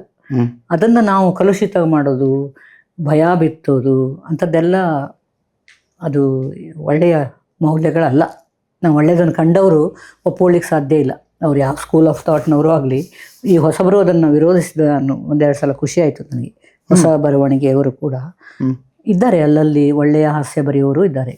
ನನಗೆ ಚಿಕ್ಕ ಮಕ್ಕಳನ್ನ ಅಬ್ಸರ್ವ್ ಮಾಡೋದು, ಗಮನಿಸೋದು ನನ್ನ ಹಾಸ್ಯ ಲೇಖನದ ಒಂದು ಭಾಗ. ಅದು ನಮ್ಮ ಮನೆಯಲ್ಲಿ, ನಮ್ಮದು ಅಪಾರ್ಟ್ಮೆಂಟು, ಎಲ್ಲರಿಗೂ ಮಕ್ಕಳಿಗೆ ತುಂಬ ರಿಸ್ಟ್ರಿಕ್ಷನ್ ಹಾಕ್ತಾರೆ. ಎಷ್ಟೊತ್ತಿಗೂ ಬರಬೇಡ, ಮಧ್ಯಾಹ್ನ ಮಲಗಿರ್ತಾರೆ ದೊಡ್ಡವರು, ಆಗ ಬಂದು ಬೆಲ್ ಮಾಡಬೇಡ, ಹೀಗೆಲ್ಲ ನನ್ನ ಮಗಳಿಗೂ ನಾನು ಸ್ಟ್ರಿಕ್ಟ್ ಮಾಡಲೇ ಇಲ್ಲ. ಅವ್ರಿಗೆ ಸ್ವತಂತ್ರರು. ನಮ್ಮ ಫ್ಲ್ಯಾಟಿನಲ್ಲಿ ಮಕ್ಕಳು ನಮ್ಮ ಮನೆಗೆ ಎಷ್ಟೊತ್ತಿಗೂ ನುಗ್ಗಬಹುದು ಅಂತ ನಾನು ಲಿಬರ್ಟಿ ಬಿಟ್ಟುಬಿಟ್ಟಿದ್ದೆ. ಅದು ಭಯಂಕರ ತುಂಬ ಲೇಖನಗಳನ್ನು ಬರೆಸ್ತು ನನ್ನ ಹತ್ರ. ಈ ಕಹೋನ ಪ್ಯಾರ್ ಅಂತ ಒಂದು ಹಾಡು ಬಂದಿತ್ತು, ಅದು ಭಯಂಕರ ಮಕ್ಕಳಿಗೆ ಕ್ರೇಜ್ ಆಗಿತ್ತಪ್ಪ ಅದು. ಅದನ್ನು ನಮ್ಮ ಅಪಾರ್ಟ್ಮೆಂಟಲ್ಲಿ ಒಂದು 15 ಮಕ್ಕಳಿದ್ರು ಆಗ ಅಪಾರ್ಟ್ಮೆಂಟಲ್ಲಿ ಎಲ್ಲ. ಅದನ್ನು ಸೇರಿಕೊಂಡು ಪ್ರತಿ ಮನೆಯಲ್ಲೂ ಅದನ್ನು ಹಾಕಿ ಕುಣಿಯೋದು, ಕಹೋನ ಪ್ಯಾರ್ ಹೈ ಅಂತೆಲ್ಲ ಕುಣಿಯೋದು. ಹೆಂಗೆ ಬಂದ್ ಮಾಡಿಸೋದು ಅಂತ ಎಲ್ಲ ತಲೆ ಬಿಸಿ ಎಲ್ಲರಿಗೂ. ಹಂಗಾಯಿತು ಹಿಂಗಾಯಿತು ಅಂತ ಇದು ಮಾಡಿದ್ರು ಇಲ್ಲ. ಕೊನೆಗೆ ಒಂದಿನ ಅದೇ ನಾನು ಮಕ್ಕಳಿಗೆ, ಮೆಡಿಕಲ್ ಸ್ಟೂಡೆಂಟ್ಸ್ ಇದ್ದರು ಪಾಪ, ಅವರಿಗೆ ಎಕ್ಸಾಮು. ನಾನು ಮಕ್ಕಳ ಪಾರ್ಟಿ ಅಂತ ಒಂದು ಸುದ್ದಿಯಲ್ಲಿ ಮಕ್ಕಳಿಗೆ ಅವರು ಕೊಡ್ತಾರೆ ಅಂತೇಳಿ, ಏನು ಮಾಡೋದು ಅಂಟೆ, ಅವರದ್ದು ನಿಲ್ಲಿಸ್ಲಿಕ್ಕೆ ಆಗೋದಿಲ್ಲ, ನಾವು ಎಕ್ಸಾಮ್ ಬರೆಯೋ ಹಂಗಿಲ್ಲ, ಈ ಹಿಂಗಾರು ಮಾಡಿ ನಿಲ್ಲಿಸ್ಬೇಕು ಅಂತೇಳಿ. ಆಯಿತು, ಅವ್ರು ಕೆಳಗಡೆ ಕುಣಿತಾರಲ್ಲ, ಅವತ್ತು ಒಂದಿನ ನೀವೆಲ್ಲ ಹಿಡಿದು ಬೈಕ್ ಹಿಡ್ಕೊಂಡು ಕಹೋನ ಪ್ಯಾರ್ ಈಗ ನಿಲ್ಲದೇ ಇದ್ದರೆ ನಿಮ್ಮ ಋತಿಕ್ ರೋಷನ್ನು ಡಿಶಮ್ ಅವ್ರ ಭಾಷೆಯಲ್ಲೇ ಹೇಳಿಬಿಡಿ, ಎಲ್ಲರನ್ನ ಡಿಶಮ್ ಮಾಡಿ ತೆಗೆದು ಬಿಡ್ತೇವೆ ನಾವು, ನೀವು ನಾಳೆಯಿಂದ 8 ದಿನ ಅದು ಎಲ್ಲೂ ನಮ್ಮಲ್ಲಿ ಕೇಳಬಾರ್ದು ಆ ಹಾಡು ಅಂತ. ಅದೇನು ದೊಡ್ಡ ಸ್ವರದಲ್ಲಿಟ್ಟು ಕುಣಿಯೋದು, ಯಾರ ಮನೇಲೋ ಎಲ್ಲ ಕಡೆಗೂ ಅದೇ ಕೇಳ್ತದೆ ಕಹೋನ ಪ್ಯಾರ್ ಅಂತ. ಆ ಹುಡುಗರು ಮಾಡಿದರು, ಮೆಡಿಕಲ್ ಸ್ಟೂಡೆಂಟ್ಸ್ ಅದನ್ನು ಮಾಡಿದರು. ಎಲ್ಲರೂ ಬೈಕಲ್ಲಿ ಹತ್ಕೊಂಡು ಒಂಚೂರು ಗದರಿಸೋ ಹಾಗೆ ಬಾಡಿ ಲ್ಯಾಂಗ್ವೇಜ್ ಇಟ್ಕೊಂಡು, ನಾಳೆಯಿಂದ ನಮ್ಮ ಅಪಾರ್ಟ್ಮೆಂಟಲ್ಲಿ ಕಹೋನ ಪ್ಯಾರ್ ಯಾರು ಹಾಕಿದ್ರು ನಾವು ನಿಮಗೇನೂ ಮಾಡೋದಿಲ್ಲ, ಹೋಗಿ ಋತಿಕ್ ರೋಷನ್ ಅವನಿಗೆ ಹೊಡಿತೀವಿ ನಾವು ಅಂತ ಹೆದರಿಸಿದ್ರು ಇವರು. ಹೆದರ್ಕೊಂಡು ಮಕ್ಕಳು ಚಿಳ್ಳೆ ಪಿಳ್ಳೆಗಳನ್ನ ಹೆದರಿಸೋದು ದೈಹಿಕವಾಗಿ ಹಿಂಗೆಲ್ಲ ಏನೋ ಮಾಡೋದಲ್ಲ. ಮೊನ್ನೆ ಒಂದು ಸ್ಕೂಲಲ್ಲಿ ಆಗಿದೆ ಅದು ಸ್ವಲ್ಪ ವಿವಾದಾತ್ಮಕವಾಗಿ, ಮೊಬೈಲಿನ ಹುಚ್ಚನ್ನು ಮಕ್ಕಳಿಗೆ ಬಿಡಿಸೋದಕ್ಕೆ ಅಂಥೇಳಿ ಒಬ್ಬರು ಟೀಚರ್ ಒಂದು ಇದನ್ನು ಮಾಡಿದ್ದಾರೆ. ಮಕ್ಕಳನ್ನ ಕರ್ಕೊಂಡು ಬಂದು ಒಬ್ಬಳ ಕಣ್ಣನ್ನು ಬ್ಯಾಂಡೇಜ್ ಮಾಡಿ, 2 ಕಣ್ಣಿಗೂ ರಕ್ತ ಕಣ್ಣಲ್ಲಿದೆ ಅದು, ಅದನ್ನು ಕ್ಲಾಸಿಗೆ ತಂದು ಮೊಬೈಲನ್ನು ಬಳಸಿದರೆ ಆಗ್ತದೆ ಅಂತ ಹೇಳೋದು. ಒಂಥರ ಅವ್ಯಕ್ತವಾದ ಭಯ ಹುಟ್ಟಿಸ್ಬಾರ್ದು, ಅದರಿಂದ ದೂರ ಮೊಬೈಲ್ ದೂರ ನೋಡಿ ನಮಗೆ ಒಂಥರ ಆಗ್ತದೆ. ಅದು 2 ಕಣ್ಣಲ್ಲೂ ರಕ್ತ, ಅದಕ್ಕೆ ಬ್ಯಾಂಡೇಜ್ ಕಟ್ಟಿದ್ದಾರೆ, ಅದನ್ನು ಏನೋ ಹಾಡು ಹೇಳ್ಕೊಂಡು ಬಂದು ತೋರಿಸಿ, ಅದು ತುಂಬ ವಿವಾದ ನಡೀತಾ ಇದೆ. ನಾನು ಅದರ ಬಗ್ಗೆ ಹೆಚ್ಚು ಹೇಳಲಿಕ್ಕೆ ಇಷ್ಟ ಇಲ್ಲ. ಆದರೆ ಮಕ್ಕಳಿಗೆ ಭಯ ಹುಟ್ಟಿಸಿ ನಾವು ಏನೋ ಬೋಧನೆ ಮಾಡ್ತೇವೆ ಅನ್ನೋದು ನನಗೆ ಸಮ್ಮತ ಇಲ್ಲ. ಪ್ರೀತಿಯಿಂದ ಅವರಿಗೆ ಎಷ್ಟು ಸಾಧ್ಯ ಅಷ್ಟು ತಾಳ್ಮೆಯಿಂದನೇ ಹೇಳಬೇಕಲ್ಲದೆ, ಮತ್ತು ಮಕ್ಕಳ ಮನಸ್ಥಿತಿನ ನಾನು ಹಾಸ್ಯಕ್ಕೆ ತುಂಬ ಅಳವಡಿಸ್ಕೊಂಡಿದ್ದೀನಿ. ಮಕ್ಕಳು ಸತ್ಯ ಹೇಳಲಿಕ್ಕೆ ಹೆದರೋದಿಲ್ಲ ಅವರಿಗೆ. ನಮಗೆ ಹೆದರಿಕೆ ಇರ್ತದೆ ದೊಡ್ಡವರಿಗೆ, ಇವನೇನು ತಿಳ್ಕೊತಾನೇನೋ, ಅವ್ರೇನು ಭಾವಿಸ್ತಾರೇನೋ, ನನ್ನ ಬಗ್ಗೆ ಏನು ಇಮೇಜ್ ಬೆಳೀತದೇನೋ. ಸತ್ಯವನ್ನು ಆದಷ್ಟು ಏನೇನೋ ಮಾಡಿ ಸಿಹಿ ಮಾಡಿ ನಾವು ಹೇಳ್ತೇವೆ. ಮಕ್ಕಳು ಹಾಗಲ್ಲ. ನನ್ನ ಅಪಾರ್ಟ್ಮೆಂಟಲ್ಲಿ ಒಂದು ಫ್ಲೋರಲ್ಲಿ 6 ಮನೆ ನಮ್ಮದು. ನನ್ನ ಮಗಳು ಸಣ್ಣವಳಿದ್ದಾಗ ಎದುರಿನ ಮನೆ ಹುಡುಗಿ ಇಲ್ಲಿಂದನೇ ಅವರು ಇದು ಮಾಡೋದು, ಸಂಭಾಷಣೆ, ಅಲ್ಲೂ ಹೋಗೋದಿಲ್ಲ, ನಡುವಿನ ನಿಲ್ಲೋದಿಲ್ಲ. ಇವಳು ಇಲ್ಲಿಂದ ಪ್ರಶ್ನೆ ಕೇಳೋದು, ಅವಳು ಅಲ್ಲಿಂದ ಉತ್ತರ ಕೊಡೋದು, ಜೋರಾಗಿ. ಅಷ್ಟು ಸ್ವಾತಂತ್ರ್ಯ ನಾನು ಕೊಟ್ಟಿದ್ದದು. ನನಗೇನು ಅಂಥ ಪಾಪ ಬಾಧೆ ಆಗಲಿಲ್ಲ ಅವರಿಂದ, ಸ್ವಲ್ಪ ಎಂಜಾಯ್ಮೆಂಟು ಆಗ್ತಿತ್ತು. ಆದರೆ ಕೆಲವು ಸಲ ಕುತ್ತಿಗೆಗೆ ಬರ್ತದೆ ಈ ಮಕ್ಕಳ ಮಾತುಗಳು, ಸತ್ಯ ಹೇಳ್ಬೋದು. ಅವಳು ನಾನು ಯಾವಾಗೂ ಎಲ್ಲೋ ಭಾಷಣಕ್ಕೆ ಹೋಗ್ತಾ ಇರ್ತೇನೆ ನಾನು, ಅದು ಅಲ್ಲಿಂದ ಆಂಟಿ ಎಲ್ಲಿಗೆ ಹೊರಟರು? ಕಾರ್ಕಳಕ್ಕೆ. ಯಾಕೆ? ಭಾಷಣಕ್ಕೆ. ಮತ್ತು ಮೇಡಮ್ ಹೊರಟಿದಾರಲ್ಲ ಎಲ್ಲಿಗೆ ಅಂತ, ಸೂರತ್ ಕಲ್ಲಿಗೆ. ಯಾತಕ್ಕೆ? ಭಾಷಣ ಇದೆ ಅವರದ್ದು ಇವತ್ತು. ಹೀಗೆ ಹೇಳೋದು ಇವಳು ಇಲ್ಲಿಂದ. ಒಂದು ದಿವಸ ಆ ಮಗು ಕೇಳ್ತು, ಆಂಟಿ ಯಾಕೆ ಭಾಷಣಕ್ಕೆ ಮಾತ್ರ ಹೋಗ್ತಾರೆ, ಭರತನಾಟ್ಯ ಹಿಂಗಿದ್ದೆಲ್ಲ ಯಾತಕ್ಕೆ ಕರೆಯೋದಿಲ್ಲ ಅಂತ ಕೇಳಿದ್ಲು. ಇದು ನನ್ನ ಮಗಳು ಹೇಳ್ತದೆ, ಅವಳಿಗೆ ಬೇರೆ ಏನು ಬರೋದಿಲ್ಲವಾ, ಭಾಷಣ ಮಾಡಲಿಕ್ಕೆ ಮಾತ್ರ ಬರ್ತದೆ ಅಂತ. ಎಷ್ಟು ಚೆಂದ ಹೇಳಿದ್ಲು ಅಂದರೆ, ಬೇರೆ ಯಾವುದು ಬರದಿದ್ದವರನ್ನು ಭಾಷಣಕ್ಕೆ ಕರೀತಾರೆ ಅನ್ನುವ ಸತ್ಯವನ್ನು ಅವಳು ನಿರ್ಭಯವಾಗಿ ಹೇಳಿದ್ಲು. ನಂಗೆ ಆ ಜೋರು ನಗು ಬಂದಿತ್ತು. ಆ ಥರದ ಮಕ್ಕಳ ಮನೋಭಾವವನ್ನು ನಾವು ಒಂದು ಸ್ವಲ್ಪ ನೋಡೋದು ಕಲಿತ್ರೆ, ನನ್ನ ಮೂಲ ಉದ್ದೇಶ ನನ್ನ ಹಾಸ್ಯ ಸಾಹಿತ್ಯದ ರಚನೆಯ ಉದ್ವಿಗ್ನತೆಯನ್ನು ಕಡಿಮೆ ಮಾಡಿಕೊಳ್ಳೋದು. ಶಾಂತವಾಗಿ, ನೀವು ಅಧ್ಯಾತ್ಮದಲ್ಲೂ ಇದೆ ಹಾಸ್ಯ ಇದೆ, ಈ ಥರದ ಮಕ್ಕಳನ್ನ ಅಬ್ಸರ್ವ್ ಮಾಡೋದ್ರಲ್ಲೂ ಇದೆ. ಕಾಲೇಜಿಗೆ ಹೋದರೆ ಅಲ್ಲಿ ಸ್ಟೂಡೆಂಟ್ಸ್ ನಡುವೆ ಇದೆ. ನಾವು ಸ್ಟೂಡೆಂಟ್ಸ್ ತುಂಬ ಹೊಡೆದಾಟ. ನಮ್ಮಲ್ಲಿ ಎಲೆಕ್ಷನ್ ಆದಾಗ ಕಾಲೇಜಲ್ಲಿ ಸೋತವನು ಟೈಮ್ ಟೇಬಲ್ ಮಾಡ್ತಾರೆ, ನಾಮಪತ್ರ ಸಲ್ಲಿಸುವ ದಿನಾಂಕ, ಆಮೇಲೆ ಅದನ್ನು ಹಿಂಪಡೆಯುವ ದಿನಾಂಕ, ಎಲೆಕ್ಷನ್ ಥರನೇ ಎಲ್ಲ ಮಾಡ್ತಾರೆ, ಚುನಾವಣಾ ದಿನಾಂಕ, ಅದು ಕೌಂಟಿಂಗು ಹಾಗೆಲ್ಲ. ಕೊನೆ ನಾನು ಒಂದು ಸಮಸ್ಯೆ ತೀರಿಸಿದ್ದೆ, ಎಲ್ಲ ಮುಗಿದ ಮೇಲೆ ಸೋತವನು ಗೆದ್ದವನಿಗೆ ಹೊಡೆಯುವ ದಿನಾಂಕ ಅಂತ ಒಂದು. ಅದು ಇದ್ದಿದ್ದೆ, ಅವನು ಸೋತವನು ಸುಮ್ಮನೆ ಸೋಲೋದಿಲ್ಲ, ಎಂಥದೋ ಒಂದು ಗ್ಯಾಂಗ್ ಕಟ್ಕೊಂಡು ಹೋಗಿ ಅದು ಗೆದ್ದವನನ್ನು ಹೆಂಗೋ ಒಂದಿನ ಹೊಡಿತಾನೆ ಅವನು. ಅದು ಫಿಕ್ಸ್ ಆಗಿರೋದಿಲ್ಲ. ಅದಕ್ಕೆ ನಾನು ನಿಂತಿದ್ದೆ. ಪ್ರಿನ್ಸಿಪಾಲ್ ಭಾರಿ ತಲೆ ಬಿಸಿ ಮಾಡ್ಕೊತಿದ್ರು. ಸರ್, ಎಲ್ಲರಿಗೆ ಮೈ ಸೊಕ್ಕು, ಇನ್ನೂ 18-20 ವರ್ಷದವರು ಎಲ್ಲರೂ, ಏನು ಆಗೋಗೋದಿಲ್ಲ, ನೀವು ಹೊಡ್ಕೊಳ್ಳಿ, ಒಂದು ಸ್ವಲ್ಪ ಹೊತ್ತು ಹೊಡ್ಕೊಳ್ಳಿ ಅವರು. ಆಮೇಲೆ ತುಂಬ ಏನಾದ್ರು ಇದಾದರೆ, ರಕ್ತ ಜಿನಗಿದ್ರೆ ಮಾರಾಮಾರಿಯಾಗಿ ನಾವು ಹೋಗೋಣ, ಒಂದು ಸ್ವಲ್ಪ ಹೊಡ್ಕೊಳ್ಳಿ ಬಿಡಿ ಅತ್ಲಾಗೆ ಅಂತ ಹೇಳಿದ್ರೆ ಅವ್ರಿಗೆ ಅದು ಅರ್ಥ ಆಗ್ತಿರ್ಲಿಲ್ಲ. ಸೊಕ್ಕಿಗೆ ಹೊಡ್ಕೋತಾವೆ, ಅವ್ರು ಸೊಕ್ಕು ಸ್ವಲ್ಪ ಕರಗಲಿ ಬಿಡಿ ಅಂತ ಹೇಳಿದ್ರೆ ಹಂಗೆ. ಅದು ಆದರೆ ಇದಾಗಿ ಅಫಿಷಿಯಲಿ ನಾಟ್ ವ್ಯಾಲಿಡ್ ರೀಸನ್ ಅದು, ಹೊಡ್ಕೊಂಡು ಸೊಕ್ಕಿಳಿಲಿ ಅಂತ ಹೇಳೋದು. ಈ ಥರದ್ದು ತುಂಬ ನಡೀತಿರ್ತದೆ. ಆಮೇಲೆ ನಾವು ತುಂಬ ತಲೆ ಬಿಸಿ ಮಾಡ್ಕೊಂಡು ಲೆಕ್ಚರರ್ಸು ಪ್ರಿನ್ಸಿಪಾಲ್ಸು ಹೋಗಿ ಅವರನ್ನು ಜಗಳ ಎಲ್ಲ ಮಾಡ್ಕೊಂಡು, ಅದರಿಂದ ಆಯಿತು ಸರ್ ಅಂತ ಹೇಳ್ಬಿಡೋದು. ಕಾಂಪ್ರಮೈಸ್ ಮಾಡ್ಕೊಂಡ್ಬಿಟ್ಟಿರ್ತಾರೆ ಅವರು ಅಷ್ಟೇ, ಇವರು ಅಷ್ಟೇ, ಎಲ್ಲರೂ ಅಷ್ಟೇ. ಅವ್ರಿಗೆ ಯಾವುದೂ ಸೀರಿಯಸ್ ಇರೋದಿಲ್ಲ. ಮಕ್ಕಳ ಆ ಥರದ ಬುದ್ಧಿನೂ ನಾನು ನೋಡಿದ್ದೀನಿ. ಚಿಕ್ಕ ಮಕ್ಕಳದಂತೂ ಸಿಕ್ಕಾಪಟ್ಟೆ ಖುಷಿ ಅಂದರೆ ಕೊಡೋದು. ಅವರಿಗೆ ಯಾವ ಉದ್ದೇಶವೂ ಇರೋದಿಲ್ಲ. ಹೊಡೆಯೋನಿಗಲ್ಲಿ ಹೊಡ್ಕೊಂಡು ಕಾಲೇಜಿನ ಒಳಗಿದ್ದಾಗ ನಾನು ಹೇಳೋದು, ಈ ನನ್ನ ಕೆಲವು ಪ್ರಬಂಧಗಳನ್ನು ಪಠ್ಯ ಆಗಿ ಹಾಕಿದ್ದಾರೆ ಪಠ್ಯದಲ್ಲಿ, ಕನ್ನಡ ಪುಸ್ತಕದಲ್ಲಿ. ಪ್ರೈಮರಿಯಿಂದ ಕಾಲೇಜ್ವರೆಗೂ ಇದೆ ನನ್ನ ಪಾಠಗಳು. ಅದು ಸಮಯ ಡಿಸೆಂಬರ್ ಹೊತ್ತಿಗೆ ಒಂದು 6ನೇ ಕ್ಲಾಸಲ್ಲಿ ಒಂದು ಪಾಠ ಇದೆ, ಆಗ ಬರ್ತದೆ ಇದು ಪಾಠ ಮಾಡುವ ಇದು. ಜೊತೆಗೆ ನಂಗೆ ಸುಮಾರೆಲ್ಲ ಅವ್ರದ್ದು ಪೇರೆಂಟ್ಸಿನ ಪತ್ರಗಿತ್ರ ಎಲ್ಲ ಬರಲಿಕ್ಕಿದೆ. ಅದು ಏನೋ ಒಂದು ಬರ್ಕೊಟ್ಟಿದ್ದೆ ಮಕ್ಕಳಿಗೆ ಆಗೋ ಹಾಗೆ. ಅದು ಮಂಗಳೂರಲ್ಲಿ ಪಾಠ ಮಾಡುವಾಗ ಫೋಟೋ ಹಾಕಿರ್ತಾರಲ್ಲ, ಇವರು ತೋರಿಸಿದ್ದಾರೆ ಅವ್ರ ಟೀಚರ್, ನೋಡಿ ಈ ಆಂಟಿ ಮಂಗಳೂರಿನವರಂತೆ, ಯಾರಿಗಾದ್ರೂ ಗೊತ್ತಿದೆಯಾ ಅಂತ ತೋರಿಸಿದ್ದಾರೆ. ನಮ್ಮ ಮನೆಯ ಕೆಳಗಿನ ಹುಡುಗಿ, ಐದು ಆಂಟಿ ನನ್ನ ಮನೆ ಮೇಲ್ಗಡೆ ಇದ್ದಾರೆ, ನಂಗೆ ಗೊತ್ತು, ಅವರು ಚೆನ್ನಾಗಿ ಗೊತ್ತು ಅಂತ ಹೇಳಿದಂತೆ. ಖುಷಿ ಆಗಿಬಿಟ್ಟಿದೆ ಅದಕ್ಕೆ. ಹಾಗಾದರೆ ನಾನು ಹಿಂಗೊಂದು ಪ್ರಾಜೆಕ್ಟ್ ಥರ ಕೊಡ್ತೀನಿ, ಇದರಲ್ಲಿ ತುಂಬ ಹಿಂದೆ ಪ್ರಕಟ ಆದ ಟೆಕ್ಸ್ಟ್ ಬುಕ್ ಇದು, ಅದರಲ್ಲಿ ಹುಟ್ಟಿದ್ದು ಇದು ಎಲ್ಲ ಬರೀತಾರಲ್ಲ, ಇಷ್ಟು ಕೃತಿ ರಚನೆ ಮಾಡಿದ್ದಾರೆ, ಇಷ್ಟು ಪ್ರಶಸ್ತಿ ಬಂದಿದೆ, ಇಂತಿಂಥ ಸಮಾರಂಭದಲ್ಲಿ ಅದಕ್ಕೆ ಏನಾದರೂ ಬಾಕಿ ಇದ್ದರೆ ಅದರಲ್ಲಿ ನೀನು ಆಂಟಿನ ಭೇಟಿ ಮಾಡಿ ಕೇಳಿ ಬರ್ಕೊಂಬ ಅಂತ ಕೊಟ್ಟಿದ್ದಾರೆ ಆ ಮಗುವಿಗೆ. 6ನೇ ಕ್ಲಾಸ್ ಮಗುವಿಗೆ, ಎಷ್ಟು ದೊಡ್ಡದು ಅಲ್ಲ ಅದು, ಸಣ್ಣದು ಅಲ್ಲ, ಆ ಥರದ್ದು. ಖುಷಿಯಾಗಿದೆ. ಎಲ್ಲ ಕೇಳಿ, nothing should be left blank, ಯಾವುದು ಬಿಡಬಾರ್ದು. ನಿಂಗೆ 10 ಮಾರ್ಕು, ಅದರಲ್ಲಿ ಎಲ್ಲವನ್ನು ನೀನು ತುಂಬಿಸಿಕೊಂಡು ಬರಬೇಕು, nothing should be left blank ಹೇಳಿದ್ದಾರೆ. ಮತ್ತು ಅದು ಶಾಲೆಯಿಂದ ಮನೆಗೆ ಹೋಗೋದ್ರೊಳಗೆ ಚೀಲಗೂಡೆ ನಮ್ಮ ಮನೆಗೆ ನುಗ್ಗಿದೆ. ಆಂಟಿ ಒಂದು 5 ನಿಮಿಷ ನಿಮ್ಗೆ ಪುರ್ಸೊತ್ತಿದೆಯಾ ಕೇಳ್ತು. ಎಸ್ ಅಂತ ಹೇಳಿದೆ. ನಾನು ಇಲ್ಲಿ ಎಲ್ಲ ಇದೆ, ನಿಮ್ದು ಯಾವುದ್ಯಾವುದು ಇದಕ್ಕೆ ಸೇರಿಸ್ಲಿಕ್ಕಿದೆ ಅದೆಲ್ಲ ಸೇರಿಸ್ಕೊಂಡು ಬರಲಿಕ್ಕೆ ಹೇಳಿದ್ದಾರೆ, ಯಾವುದನ್ನು ಬಿಡಬಾರ್ದಂತೆ ಅಂತೆಲ್ಲ ಕೇಳ್ತು. ಹೆಸರು ಇದು ಎಲ್ಲ ಇತ್ತಲ್ಲ, ಕೃತಿ ರಚನೆಯಾದ ಕೃತಿಗಳು 10 ಅಂತ ಇತ್ತು ಅದರಲ್ಲಿ.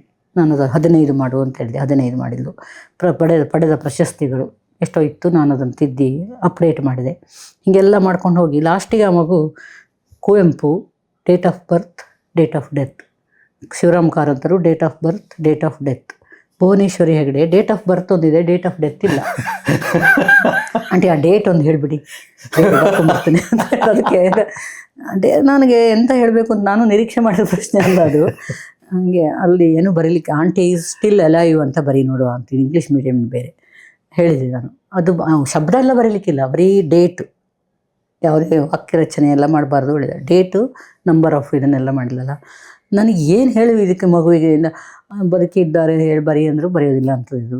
ಅವರ ಡೇಟು ಅವರ ಸರ್ಜನ್ನಿಗೆ ಅಥವಾ ಬಸ್ ಡ್ರೈವರ್ಗಳಿಗೆ ಗೊತ್ತಿರ್ಬೋದು ಡೇಟ್ ಆಫ್ ಡೆತ್ತು, ಅವರಿಗೆ ಗೊತ್ತಿಲ್ಲಂತೆ ಅಂತ ಹೇಳೋದು. ಏನು ಹೇಳೋದು, ನಾನೇ ಬರ್ತೇನೆ ನೀನು ಸ್ಕೂಲಿಗೆ, ಯಾವುದರಲ್ಲೂ ಸಮಾನ ಆಂಟಿ 10 ಮಾರ್ಕ್ ನಾನು ತಪ್ಪಿಸ್ತೀರಿ ನೀವು, ಇದು ಒಂದು ಡೇಟ್ ಹೇಳಲಿಕ್ಕೆ ಏನು, ನನ್ನ ಮಗಳು ಬೇರೆ ಅದಕ್ಕೆ ನಿಮ್ಗೊಂದು ಡೇಟ್ ಹೇಳಲಿಕ್ಕೆ ಅಂತ ಅಷ್ಟು ದೊಡ್ಡ ತನ ಮಾಡ್ತೀನಿ ನೀನು ಅಂತ ಇವಳು ಬೈಯೋದು ಅವಳದ್ದೇ ಲೆವೆಲ್ಲು.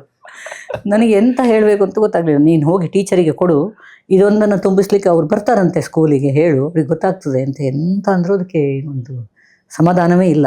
ಅಷ್ಟು ನಿರಾಶೆಯಲ್ಲಿ ಹೋಯ್ತದು ಅಂತೂ ಮುಗಿಸ್ಕೊಂಡು. ನಾನೇನು ಹೇಳಲಿಕ್ಕೂ ಬರೋದಿಲ್ಲಲ್ಲ ಅದಕ್ಕೆ ಅಂತ ಹಂಗೆ ಹೋಯ್ತದು. ಹೋದ್ಮೇಲೆ ನನಗೆ ಡೌಟ್ ಇತ್ತು, ಮಕ್ಕಳದ್ದು ಗೊತ್ತು ನನಗೆ ಬುದ್ಧಿ. ಬೆಳಿಗ್ಗೆ ಅದು ಹೇಳುವ ಮೊದಲು ಅವ್ರ ಮನೆಗೆ ಹೋಗಿ ಬಾಗಿಲು ಬಡ್ದು ಅದರ ತಾಯಿ ಹತ್ರ ನಿಮ್ಮ ಮಗಳದ್ದು ಕನ್ನಡ ಟೆಕ್ಸ್ಟ್ ಇದು ನೋಟ್ಬುಕ್ ಕೊಡಿ ಅಂತ ಹೇಳಿದೆ. ಕೊಟ್ಟರು. ಅವತ್ತಿನ ಡೇಟ್ ಹಾಕ್ಬಿಟ್ಟಿದ್ರು ಶಿಸ್ತಾಗಿ. ಡೇಟ್ ಹಾಕಿದ್ರೆ ಮಕ್ಕಳಿಗೆ ಏನು ಅದರಿಂದ ಇದಿಲ್ಲ, ಡೇಟ್ ಹಾಕಿದ್ರೆ ಆಯ್ತು ಅಂತ.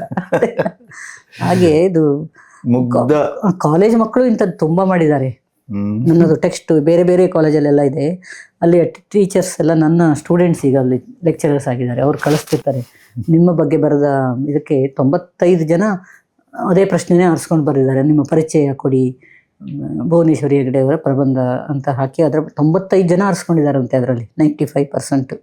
ಅಂದರೆ ಚೆನ್ನಾಗಿ ಹಾಸ್ಯ ಓದಿದ್ದು ಭಾಳ ಖುಷಿ ಆಯಿತು. ಆಮೇಲೆ ಬರೆದಿದ್ದು ಅಂದರೆ 3 ದಶಕಗಳ ಕಾಲ ಅರ್ಥಶಾಸ್ತ್ರ ಬೋಧಿಸಿದ್ದಾರೆ ಅಂತ ಇತ್ತು ಅದರಲ್ಲಿ. ಇವರು 3 ಶತಮಾನ ಅಂತ ಬರೆದಿದ್ದಾರೆ ನಮ್ಮ ಹುಡುಗ. ಶತಮಾನ ದಶಕ ಯಾವ ವ್ಯತ್ಯಾಸವೂ ಗೊತ್ತಿಲ್ಲ ಅವರಿಗೆ. ತುಂಬ ಅದನ್ನು ನೋಡಿ ನನಗೆ ಅದ್ರ ಮೇಲೆ ಇನ್ನು ಬರಿಬೇಕು ಅನ್ನೋ ಹಂಗಾಗ್ಬಿಟ್ಟಿದೆ. ಅಷ್ಟು ಅದರ ಇದು ಮಾಡಿದ್ದಾರೆ. ಅವರು ಎಲ್ಲಿ ಹುಟ್ಟಿದ್ದಾರೆ ಎಲ್ಲ ಇರ್ತದೆ ಅದರಲ್ಲಿ. ನಿಮಗೆ ಸಿಕ್ಕಿದ ಮಾನ ಮಾತ್ರ ಶತಮಾನ ಅನ್ಸಲ್ಲ. ಅದು ಮಾನ ಸಿಕ್ಕಿದೆ, ಹಾಸ್ಯಕ್ಕೆ ಎಲ್ಲೂ ವಿರೋಧ ಆಗಿಲ್ಲ ನನಗೆ.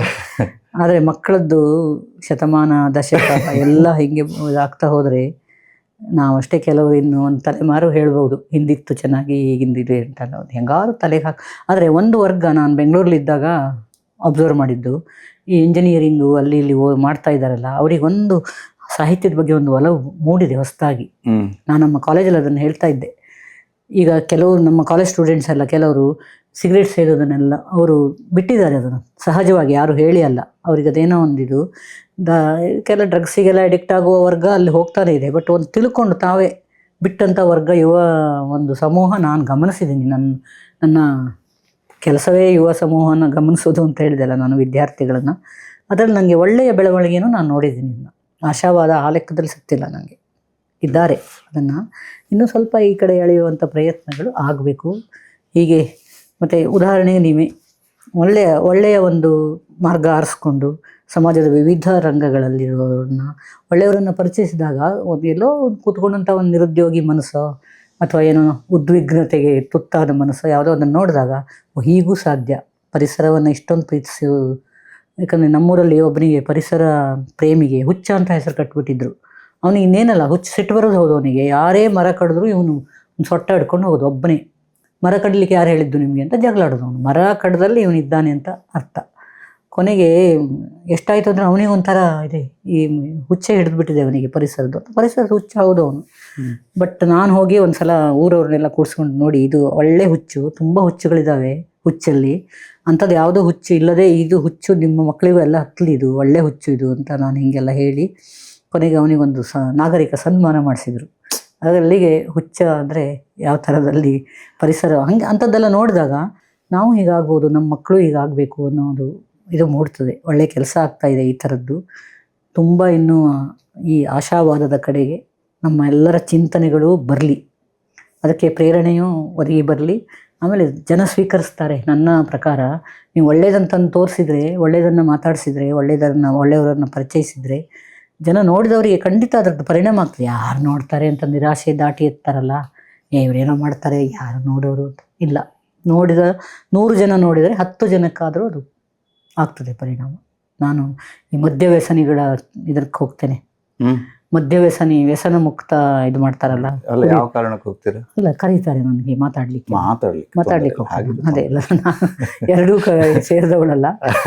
ಅವರಿಗೆ ಹೇಳಿದಾಗ ಅಲ್ಲಿ ತಮಾಷೆ, ಮತ್ತೆ ಎಷ್ಟೊಂದು ತಮಾಷೆಗಳಲ್ಲಿ ನಾನು ಹೀಗೆ ಹೇಳಿದೆ, ಚಂದ್ರನಿಗೆ ಸೂರ್ಯನಿಗೆ ಗ್ರಹಣ ಬಂದುಬಿಡ್ತದೆ, ನೀವು ಪಾಪ ಮಾಡಿದ್ದೀರಿ ತಪ್ಪು ಮಾಡಿದಿರಿ ಅಂದ್ಕೊಳ್ಬೇಡಿ, ಸೂರ್ಯ ಹೇಗೆ ಮತ್ತೆ ಪ್ರಖರವಾಗಿ ಬರ್ತಾನೋ ಹಾಗೆ ನೀವು ಅದನ್ನೆಲ್ಲ ಬಿಟ್ಟು ಹೊರಗೆ ಬಂದರೆ ನೀವು ಒಳ್ಳೆಯ ನಾಗರಿಕರಾಗ್ತೀರಿ, ಹಿಂಗೆಲ್ಲ ಭಾಷಣ ಮಾಡಿದೆ.